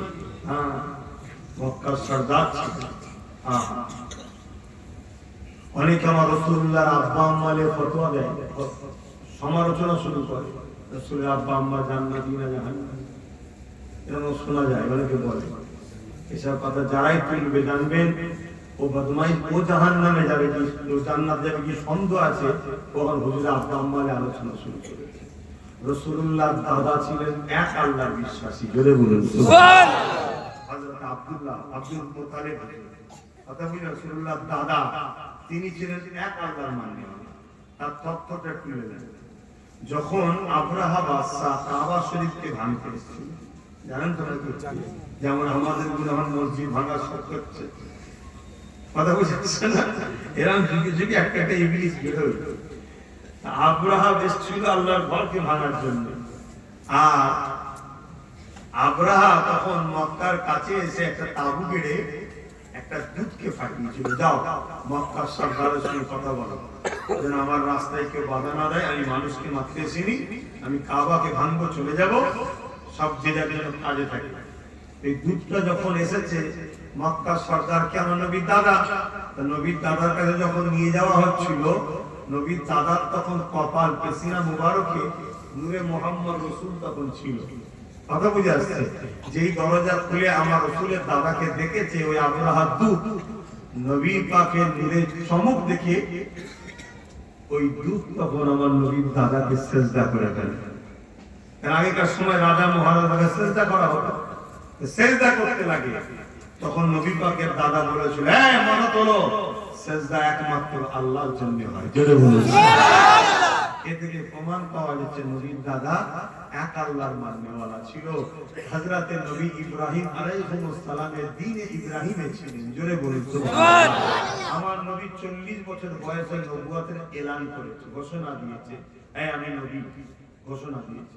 এর আগের দিন পর্যন্ত যতজন ইব্রাহিম নবী, মুসা নবী, ইব্রাহিম নবী, জাকারিয়া নবী, সুলাইমান নবী, ইসহাক নবী, ঈসা নবী কথা মতো চলে ইন্তেকাল করেছে, সবাই জানে না। কিন্তু নবী যেই বলেছে আনা খাতিমুন নবী, আনা মুহাম্মদ রাসূলুল্লাহ, সেদিন থেকে যারা নবীকে মানে না, সেদিন থেকে যে নবীরই মাননেওয়ালা হোক সব বেঈমান হবে। কথা মাথায় ঢুকছে? নবীর আম্মাকে সমালোচনা করে একটা লোক সমস্যা আমার নবীর উম্মতদের ধ্বংস করার জন্য প্ল্যান চলছে, খুব সাবধান হয়।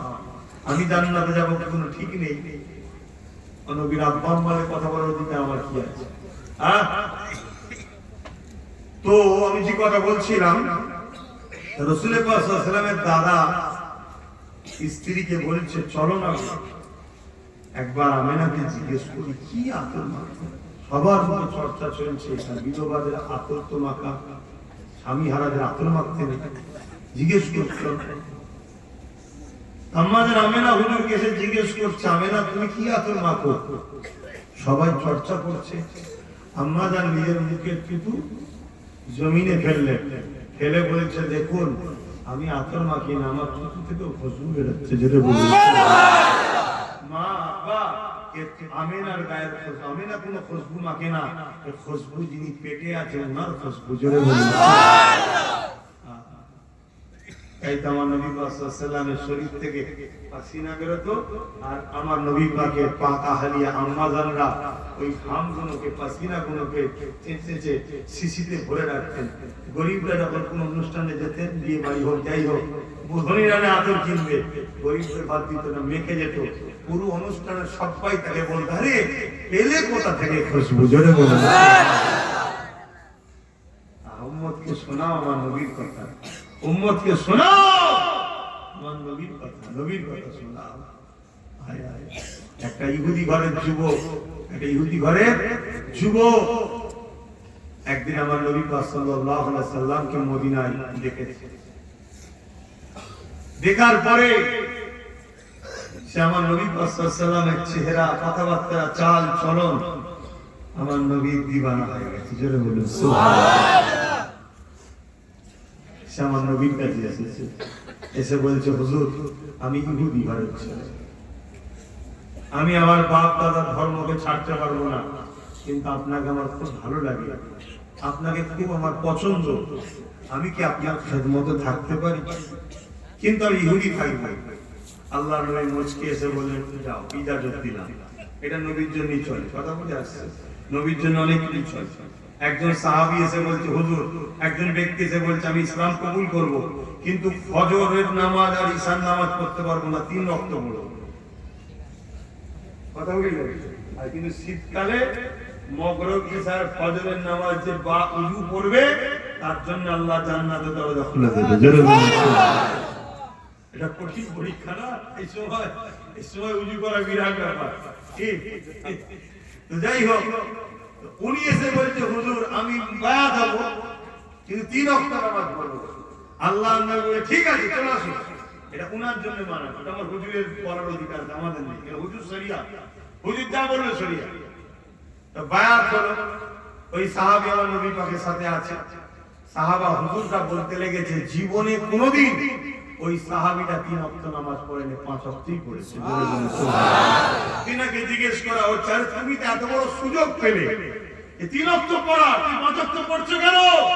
তিনি তখন বলছে আরে আমার মাহবুব আমার ভালোবাসা 5 ওয়াক্ত পড়ে, আমি 3 ওয়াক্ত পড়ি কি করে? জোরে বলুন সুবহানাল্লাহ। যা দিলে হুজুর ঢুকে যাবে, তার মধ্যে অটোমেটিক আসবে আমার হুজুর নামাজ পড়তেন আমি পড়ব, আমার হুজুর দাঁড়িয়ে রাখতেন আমি রাখবো, আমার হুজুর জুব্বা পড়তেন আমি পড়বো, আমার হুজুর রোজা রাখতেন আমি রাখবো।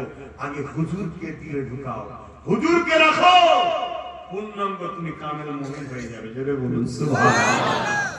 এইভাবে হুজুরের কাছে ইহুদি এসে বলল যে আমি ইহুদি থাকবো, কিন্তু আপনার সাথে থাকবো। আল্লাহ নবী ঠিক আছে চলো।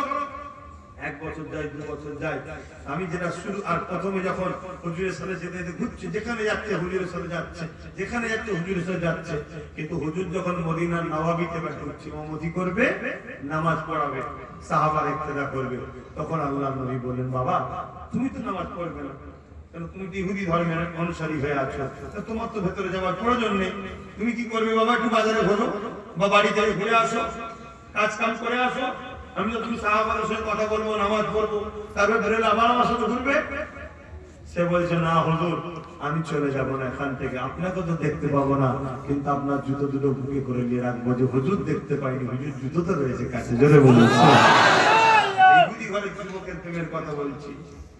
আর আমাদের মুফতি মাওলানা জুতো পাক বললে ওনার গায়ে জড়ান ধরে, জুতোকে পাক বলবে কেন, জুতো শরীফ বলবে কেন?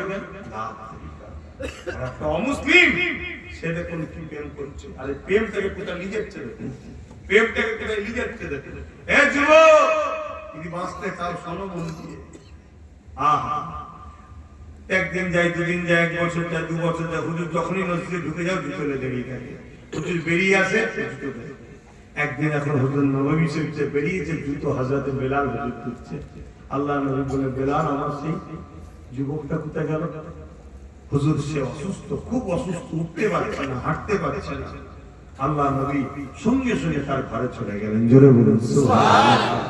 আদর্শ দেখুন আমার নবী, তার ঘরে চলে গেলেন। যাওয়ার পরে যুবকের মাথায় হাত দিয়েছে, হাত দিয়ে সঙ্গে সে হাতটা টেনে নিয়েছে, টেনে নিয়ে বলছে, বাবা যুবক, 7 বছর তুমি আমার সাথে ঘুরেছো, কোনদিন তোমাকে আমি বলেছি এটা করো, ওটা করো, সেটা করো, কিচ্ছু বলেছি? যুবক বলছে, না, আপনি কোনদিন কিছু বলেন, আমাকে আমার মন থাকতে দিয়েছেন। হ্যাঁ, ইসলামের নাম, ইসলামের নাম জুলুম করার নাম ইসলাম নয়। কারো বুকে ছুরি ধরে, কারো গলা টিপে ধরে, কারো বুকের উপরে উঠে কাউকে বন্দুক ঠেকিয়ে কোন স্লোগান দিবার নাম ইসলাম নয়, ওটা অন্য ধর্মে হতে পারে। ইসলাম দিল থেকে ভালোবেসে মেনে নেবার নাম ইসলাম। জোরে বলুন সুবহানাল্লাহ। ইসলামের জোর চলে না। তাই আমরা কখনো কাউকে পেলে তার গলায় ছুরি ধরে বা 10-20 জন ঘিরে বলিনি, বল আল্লাহু আকবার, বল আল্লাহু আকবার। যদি কেউ বলায় এইভাবে, ইসলাম বলছে যারা আল্লাহু আকবার বলাবে ওই মুসলমানগুলোর সাথে ইসলামের কোনো সম্পর্ক নেই। শুনছেন না নাকি? হ্যাঁ, তুমি আল্লাহু আকবার বলো, আল্লাহ মহান, আল্লাহ মহান। তোমার কথা 10 জনের কানে যাচ্ছে, যদি তোমার কথা শুনতে শুনতে কারো দিলে সত্যি যদি হিদায়াত থাকে, সে পরিবর্তন হয়ে যাবে। জোরে বলুন সুবহানাল্লাহ। কিন্তু তুমি কাউকে জোর করে বললে, বল আল্লাহু আকবার, যেমন আজকে আমাদের দেশে হচ্ছে না, মুরব্বি বাপ গুলো দাঁড়ি ধরে টানছে, যুবক ছেলে মুরব্বি বাপ সমতুল্য ছেলেকে গালে চড় মারছে। হায় রে হায়, কি শিক্ষা তোদের, কি কালচার, কি ধর্ম, কি অবস্থা। এরা এদের গার্জেনরা কি শিক্ষা দিয়েছে? আজকে আমি আপনাদের বলে যাই, ভাই হিসাবে, ছেলে হিসাবে, ধর্মগুরু ঘরের ছেলে হিসাবে বলে যায়, খবরদার কারো কোনো ধর্মের মানুষের উপর জুলুম করবেন না। সে তার ধর্ম করবে, তার প্রেমে শেষে চলবে।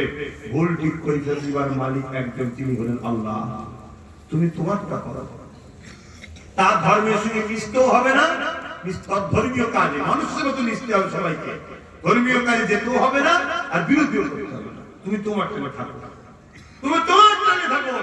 তোমার আখলাক, ব্যবহার, আদর্শ নবী পাক সাল্লাল্লাহু আলাইহি ওয়াসাল্লামের আদর্শ অনুযায়ী যদি হয়, তোমার সুন্দর ব্যবহার দেখে একদিন তোমার ভাই তোমার সাথে এসে মসজিদে বলবে, আজকে আমি আজান দেবো। জোরে বলুন সুবহানাল্লাহ।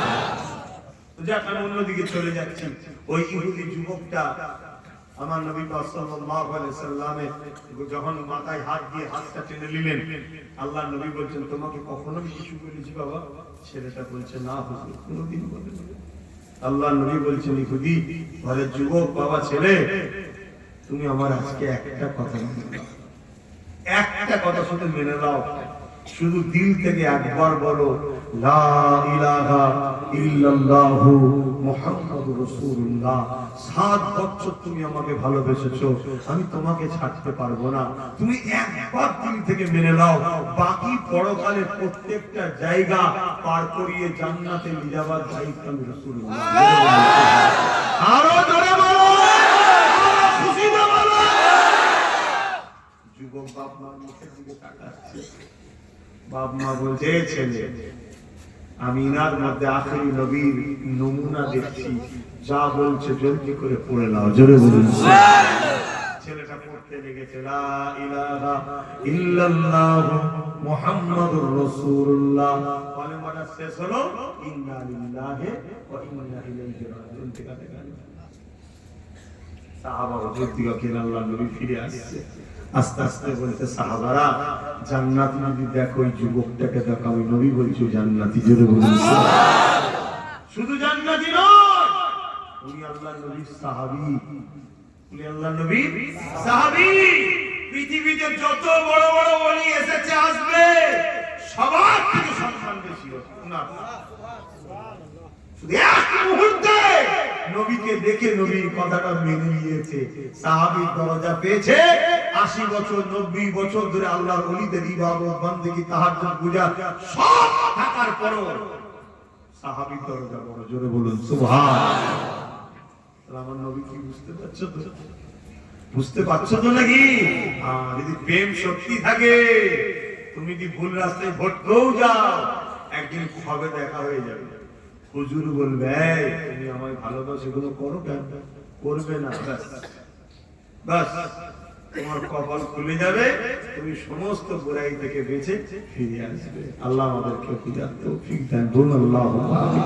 দরুদ শরীফ আল্লাহুম্মা সাল্লি আলা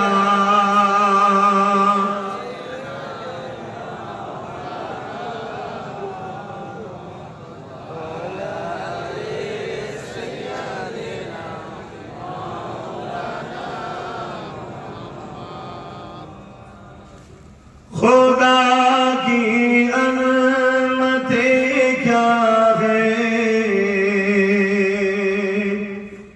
मोहम्मद मुस्तफा जाने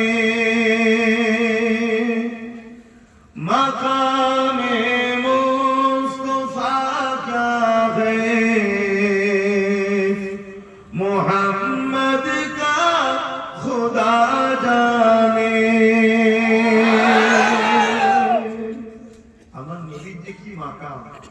আল্লাহ ছাড়া কেউ জানে না। অনেকে বলে এই সুন্নিরা সব নবীর মাকাম একটু বাড়াবাড়ি করে ফেলে। আরে বন্ধু কিসের বাড়াবাড়ি?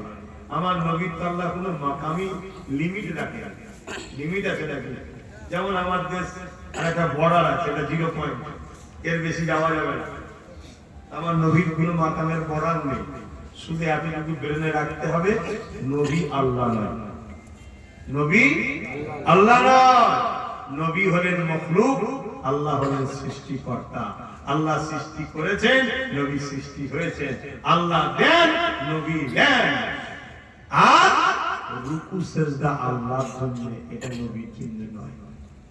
এখন তো কিছু পীর সাহেব আছে সেজদা দেয়, খারাপ দিলেন আমার কথা? না না, দিলে কিছু করার নেই আব্বা, কিছু করার নেই না। আমার নবীকেও সেজদা রুকু দেওয়া যাবে না। কথা বুঝে আসছে? তাজিমি সেজদা, তাজিমি সেজদা আমার নবী হারাম করে দিয়েছে।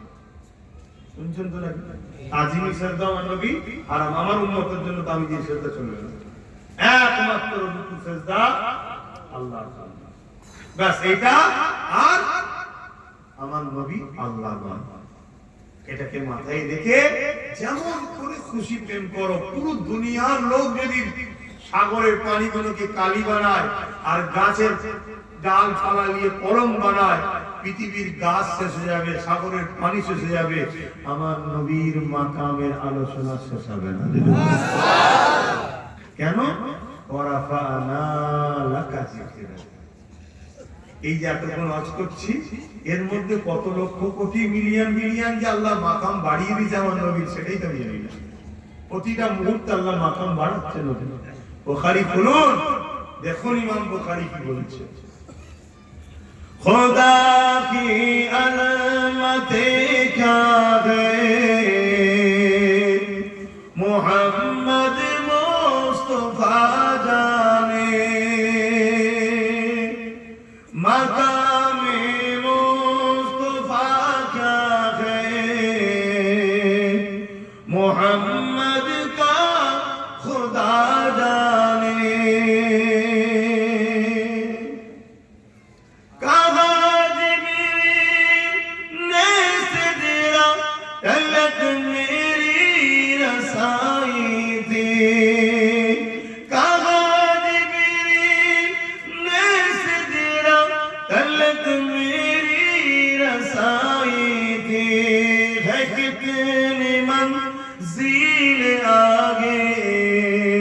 नबी जाने खुदा जाने। सिदरातुल मुनताहा के जिब्रील आटके गए। चलो दुनियाते প্রতিটা জায়গায় जिब्रील भी मेरे साथ थे। पहले आसमान जिब्रील भी मेरे साथ थे, दूसरा आसमान मेरे साथ थे, सप्तमहार आसमान तो मेरे साथ थे, सिदरातुल मुंतहा में आके क्यों रुक गए? जिब्रील ने कहने लगा या रसूल अल्लाह, इससे आगे अगर एक कदम भी आगे गए, आगे एक नूर है, आगे नूर है, उस नूर की तजल्ली से मैं जिब्रील भी जल जाएंगे। बोलिए सुभान अल्लाह। ऐ जिब्रील तू भी तो नूर है, तो या रसूल अल्लाह आगे जो नूर है, उस नूर की तजल्ली को सहने के लिए खुदा ने एक ही नूर बनाया जो नूर मोहम्मद रसूल है। बोलिए सुभान। সেখানে গিয়ে জিবরিল দাঁড়িয়ে গেল, আমার নবী কিন্তু যাচ্ছে। তখন জিবরিল বলছে এখান থেকে আগে কি কি আছে নবী জানে আর আল্লাহ জানে, আমি জিবরিলও জানি না। জোরে বলুন সুবহানাল্লাহ। এখন অনেকে বলে জিবরিল নাকি আমার নবীর শিক্ষক ছিল। বলুন নাউজুবিল্লাহ। জিবরিল আমার নবীর শিক্ষক না, আমার নবী হলো জিবরিলের নবী। জোরে বলুন সুবহানাল্লাহ। আমরা যেমন নবীর উম্মত, জিবরিলও আমার নবীর উম্মত। জোরে বলুন সুবহানাল্লাহ। এবং সুন্নি উম্মত। কথা বুঝে আসছে তো? বড় মহব্বত, বড় মহব্বত করে। তো যাক ওদিকে আমি চলে যাচ্ছি, অন্যদিকে চলে যাচ্ছি। তো আমি তো সুরখরু হোনা হায়াতা কে নিগাহোं में, हमें तो सुरखरू होना हयाता के निगाहों में, जमाने का है क्या नासिर, बुरा जाने भला जाने, मते क्या है मोहम्मद मुस्तफा जाने, मकामे मुस्तफा क्या है मोहम्मद का खुदा जाने। मदीने हाजरी के मौत रहना दुआ यारो, अब समय दुआ चाहे अल्लाह मदीने भी चल, मदीना शरीफे নিয়ে চল। अब যুবক বয়সে যাবে, বুড়ো বয়সে যাবে, যুবক বয়সে যাবে, তারপরে বুড়ো বয়সে আবার নিয়ে যায় আল্লাহ আলহামদুলিল্লাহ। কিন্তু যুবক বয়সে ঘুরে আসো, না হয় কোটি কোটি লোক হয়, বুড়ো বয়সে গিয়ে ধাক্কা খেয়ে হোটেলে গিয়ে শুয়ে থাকতে হবে, বেরোতে পারবেন না। জন বয়সে ঘুরে আসো। আমার নবী কোথায় কোথায় ঘুরেছে, আহা চোখ দিয়ে পানি বেরিয়ে যাবে। আমার নবী পাহাড় পাহাড় কিভাবে ঘুরেছে, এখন তো রাস্তা হয়ে গেছে, কত কষ্ট করেছে আমাদের নবী। আর আমার নবীর জন্য আমার নবীর পাক আহলিয়া আমাদের আম্মাজান খাদিজাতুল কুবরা হুজুর এই পাহাড় খাবারই কত কষ্ট বলো তো। আজকে সহজ ইসলাম পেয়েছি, নবীর উপরে দরদ নেই, ইসলামের উপর দরদ নেই, বেঈমান কাফের অত্যাচারীদের পিছনে ঘুরে বেড়াচ্ছে। আসেন তওবা করেন, ফিরে আসেন, ফিরে আসেন আমার হুজুরকে ধরে। মদিনে হাজিরি কে मांगते रहना दुआ यारो, असर होगा या नहीं होगा, असर होगा या नहीं होगा, नबी जाने दुआ जाने, खुदा की अज़मत क्या है मोहम्मद मुस्तफा जाने। सल्ले अला सय्यदना मौलाना मुहम्मद व आलिहि।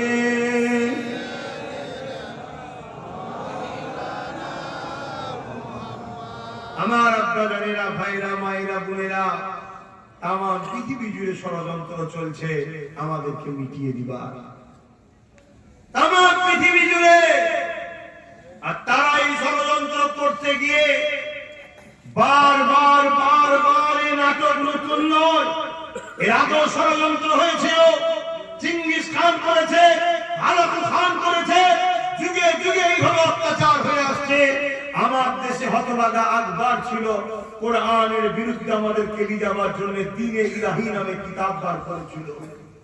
কিন্তু মনে রাখবেন, এই ষড়যন্ত্রকারীরা যুগে যুগে আমাদেরকে মিটাবার জন্য তারা বোম দিয়ে, গুলি দিয়ে, বন্দুক দিয়ে, গ্যাস দিয়ে, খুন করে আমাদেরকে মিটাতে তারা পারেনি। চিঙ্গিস খান 1 কোটির উপরে মুসলমানকে মেরেছে, কয়েক লক্ষ আলেমকে মেরেছে। চিঙ্গিস খান মেরেছে, আজও জমিনে 250 কোটির উপরে ইসলামের মান্যওয়ালা লোক রয়েছে। আরো জোরে বলুন সুবহানাল্লাহ। আমাদেরকে কোনোভাবে মিটানো যায় না। তাই আজ হতভাগা আকবরও চেয়েছিল মিটাবার, কিন্তু আকবর দেখে এদেরকে মিটানো সম্ভব নয়। এদেরকে মিটাতে গেলে নকল ইসলাম দিতে হবে, অরিজিনাল ইসলাম থেকে সরাতে হবে। নকল ইসলাম দেবে কি করে? আকবর বড় প্ল্যান করে তৎকালীন সময় এক শ্রেণীর লুবি দুনিয়াদার মুফতি, দুনিয়াদার পীর সাহেব, দুনিয়াদার বক্তা, দুনিয়াদার মাওলানাদের ঘরে কোটি কোটি টাকা দিয়ে তৎকালীন সময় যে মুদ্রা ছিল, স্বর্ণ মুদ্রা, সেই দিয়ে খরিদ করে কিনেছিল আর তাদের দ্বারা নকল ইসলামের প্রতিষ্ঠিত শুরু করেছিল। কিন্তু মর্দে মুজাহিদ, আল্লাহর নবীর পাগল, নবী বংশের আওলাদ হযরত মুজাহিদ আল-ফিসানি দাঁড়িয়ে গেলেন হতভাগা আকবরের বিরুদ্ধে। বিরাট বড় লড়াই হয়েছিল। সেই লড়াইয়ে মুজাহিদ আল-ফিসানির পক্ষে কোটি কত আলেম ওলামা, মুফতি, মাওলানা ছিল। আর সব আকবরের দিকে, কারণ আকবরের হাতে বোম ছিল, বন্দুক ছিল, সেনা ছিল, পুলিশ ছিল, আর মুফতি মাওলানা সব আকবরের দিকে। কিন্তু আমার আল্লাহ মুজাহিদ আল-ফিসানির দিকে ছিল। জোরে বলুন সুবহানাল্লাহ। তাই কামিয়াবি কার হয়েছিল মনে হয়? জয় কার হয়েছিল মনে হয়? কথা বলছে না তো? হ্যাঁ, আল্লাহ যার দিকে তার দিকেই তো জয় হবে নাকি? না আকবরের বোম বন্দুক বিলিকের কাছে আল্লাহ হেরে যাবে? নাউযুবিল্লাহি মিন যালিক, লা হাওলা ওয়ালা কুওয়াতা ইল্লা বিল্লাহিল আলিয়্যিল আযীম। পৃথিবীর রাজাকে খোঁড়া মশাতে আল্লাহ মেরেছে, মেরে প্রমাণ করে দিয়েছে আমি তোদের আওকাত এতটুকু, তোদের আওকাত পৃথিবীর রাজা হতে পারিস, আমার খোঁড়া মশার কাছে কিছু নাই। তোরা কথা শুনছেন তো? ভাইরা আমার, খাবরাবার কিছু নেই, খাবরাবার কিছু নেই। আমার আল্লাহ বিশাল তুফান পাঠালেন। ওই তুফানে হতভাগা আকবর এবং তার পক্ষে যত মোল্লা মুনি সাহেব ছিল সব জাহান্নামে পাঠিয়ে দিয়েছে। আল্লাহ মুজাহিদ আল-ফিসানিকে আজও জিন্দা রেখেছে। কোটি কোটি লোক তার কাছে যায়, আকবরের কাছে কেউ যায় না। জোরে বলুন সুবহানাল্লাহ। তো ভাইরা আমার, আমি বুঝাতে চাইছি এটাই, পৃথিবী আমাদেরকে বারবার মিটাতে চেয়েছে, কিন্তু তারা রিসার্চ করে দেখেছে এদেরকে মিটানো যায় না। কেন মিটানো যায় না? রাজ ক্ষমতা আমাদের হাতে, প্রশাসন আমাদের হাতে, কোর্ট কাছারি আমাদের হাতে, বোম বন্দুক আমাদের হাতে, পরমাণু শক্তি আমাদের হাতে, সুপার পাওয়ার আমাদের হাতে, তাও প্যালেস্টাইনবাসীকে মিটানো যাচ্ছে না কেন? রিসার্চ করে দেখছে এদের হৃদয়ে একটা পাওয়ার আছে। ওই পাওয়ারের কাছে পারমাণবিক বোমাও কিছু নয়। জোরে বলুন সুবহানাল্লাহ। ওই পাওয়ারটার নাম হলো সবুজ গম্বুজ ওলাকে ভালোবাসা। জোরে বলুন সুবহানাল্লাহ। ওই পাওয়ারটার নাম হলো সবুজ গম্বুজ ওলাকে আদব করা। জোরে বলুন সুবহানাল্লাহ। আদব ও প্রেম যাদের হৃদয়ে আছে তাদেরকে মিটানো সম্ভব নয়। আজও পৃথিবী জুড়ে কোটি কোটি ডলার টাকা খরচ করে মুনাফিক বক্তা, মুনাফিক মাওলানা, মুনাফিক পীর সাহেব, মুনাফিক পীরজাদা, মুনাফিক মুফতি, মুনাফিক আলেম, মুনাফিক তাফসীরকারক, মুনাফিক মুহাদ্দিস সাহেব, মুনাফিক সব সমাজের মধ্যে ভরে দিচ্ছে। তারা ঘুরিয়ে ফিরিয়ে চিনবেন কি করে? আমার নবীকে খাটো করবে, ওলি আউলিয়াদের পিছনে লেগে থাকবে। শুনছেন তো? এটাকে মাথায় নিয়ে রাখেন, এই নমুনাটুকু নিয়ে রাখেন। কেন দাঁড়ি আবু বকর সিদ্দিক ছিল আর আব্দুল্লাহ ইবনে উবাইদা ছিল, নামাজ আবু বকর সিদ্দিকের ছিল, আব্দুল্লাহ ইবনে উবাইদা ছিল, রোজা আবু বকর সিদ্দিকের ছিল, আব্দুল্লাহ ইবনে উবাইদা ছিল, হজ সিদ্দিক আকবর করেছে নবীর সাথে, আব্দুল্লাহ ইবনে উবাইদা করেছে নবীর সাথে, আবু বকর সিদ্দিক নবীর সাথে জিহাদে গেছে, আব্দুল্লাহ ইবনে উবাইদা গেছে, আবু বকর সিদ্দিক দান করেছে, আব্দুল্লাহ ইবনে উবাইদা করেছে। অথচ সিদ্দিক আকবর দুনিয়া থেকে জান্নাতের সার্টিফিকেট পেয়েছে আর আব্দুল্লাহ ইবনে উবাই জাহান্নামের খবর পেয়েছে। কারণ কি? আবু বকর সিদ্দিকীর যা আছে, আব্দুল্লাহ ইবনে উবাইয়ের যা ছিল, আবু বকর সিদ্দিকীরও তাই ছিল। কিন্তু আবু বকর সিদ্দিকীর যা আছে, আব্দুল্লাহ ইবনে উবাইয়ের তা ছিল না। আবু বকর সিদ্দিকীর হৃদয়ে আল্লাহর নবীর প্রেম, ভালোবাসা, আদর ছিল, ওটা আব্দুল্লাহ ইবনে উবাইয়ের ছিল না। শুনছেন তো না? তাই বলে গেলাম আমাদের ছেলেরা এখন ফেসবুকের মুড়ি ধরছে, আমাদের ছেলেরা এখন গুগলের বক্তার মুড়ি ধরছে, ইউটিউব বক্তার মুড়ি ধরছে। মনে রাখবেন, দুনিয়ার মিডিয়া সব পশ্চিমা দুনিয়া ইহুদিদের হাতে। আমার আপনার হক কথাগুলোকে চেপে দেওয়া হবে, আর বাতিলদের কথাকে সমাজের কাছে হাইলাইট করে দেওয়া হবে। আপনি সেগুলো দেখে ভাববেন, একটা কথা বলবো, এক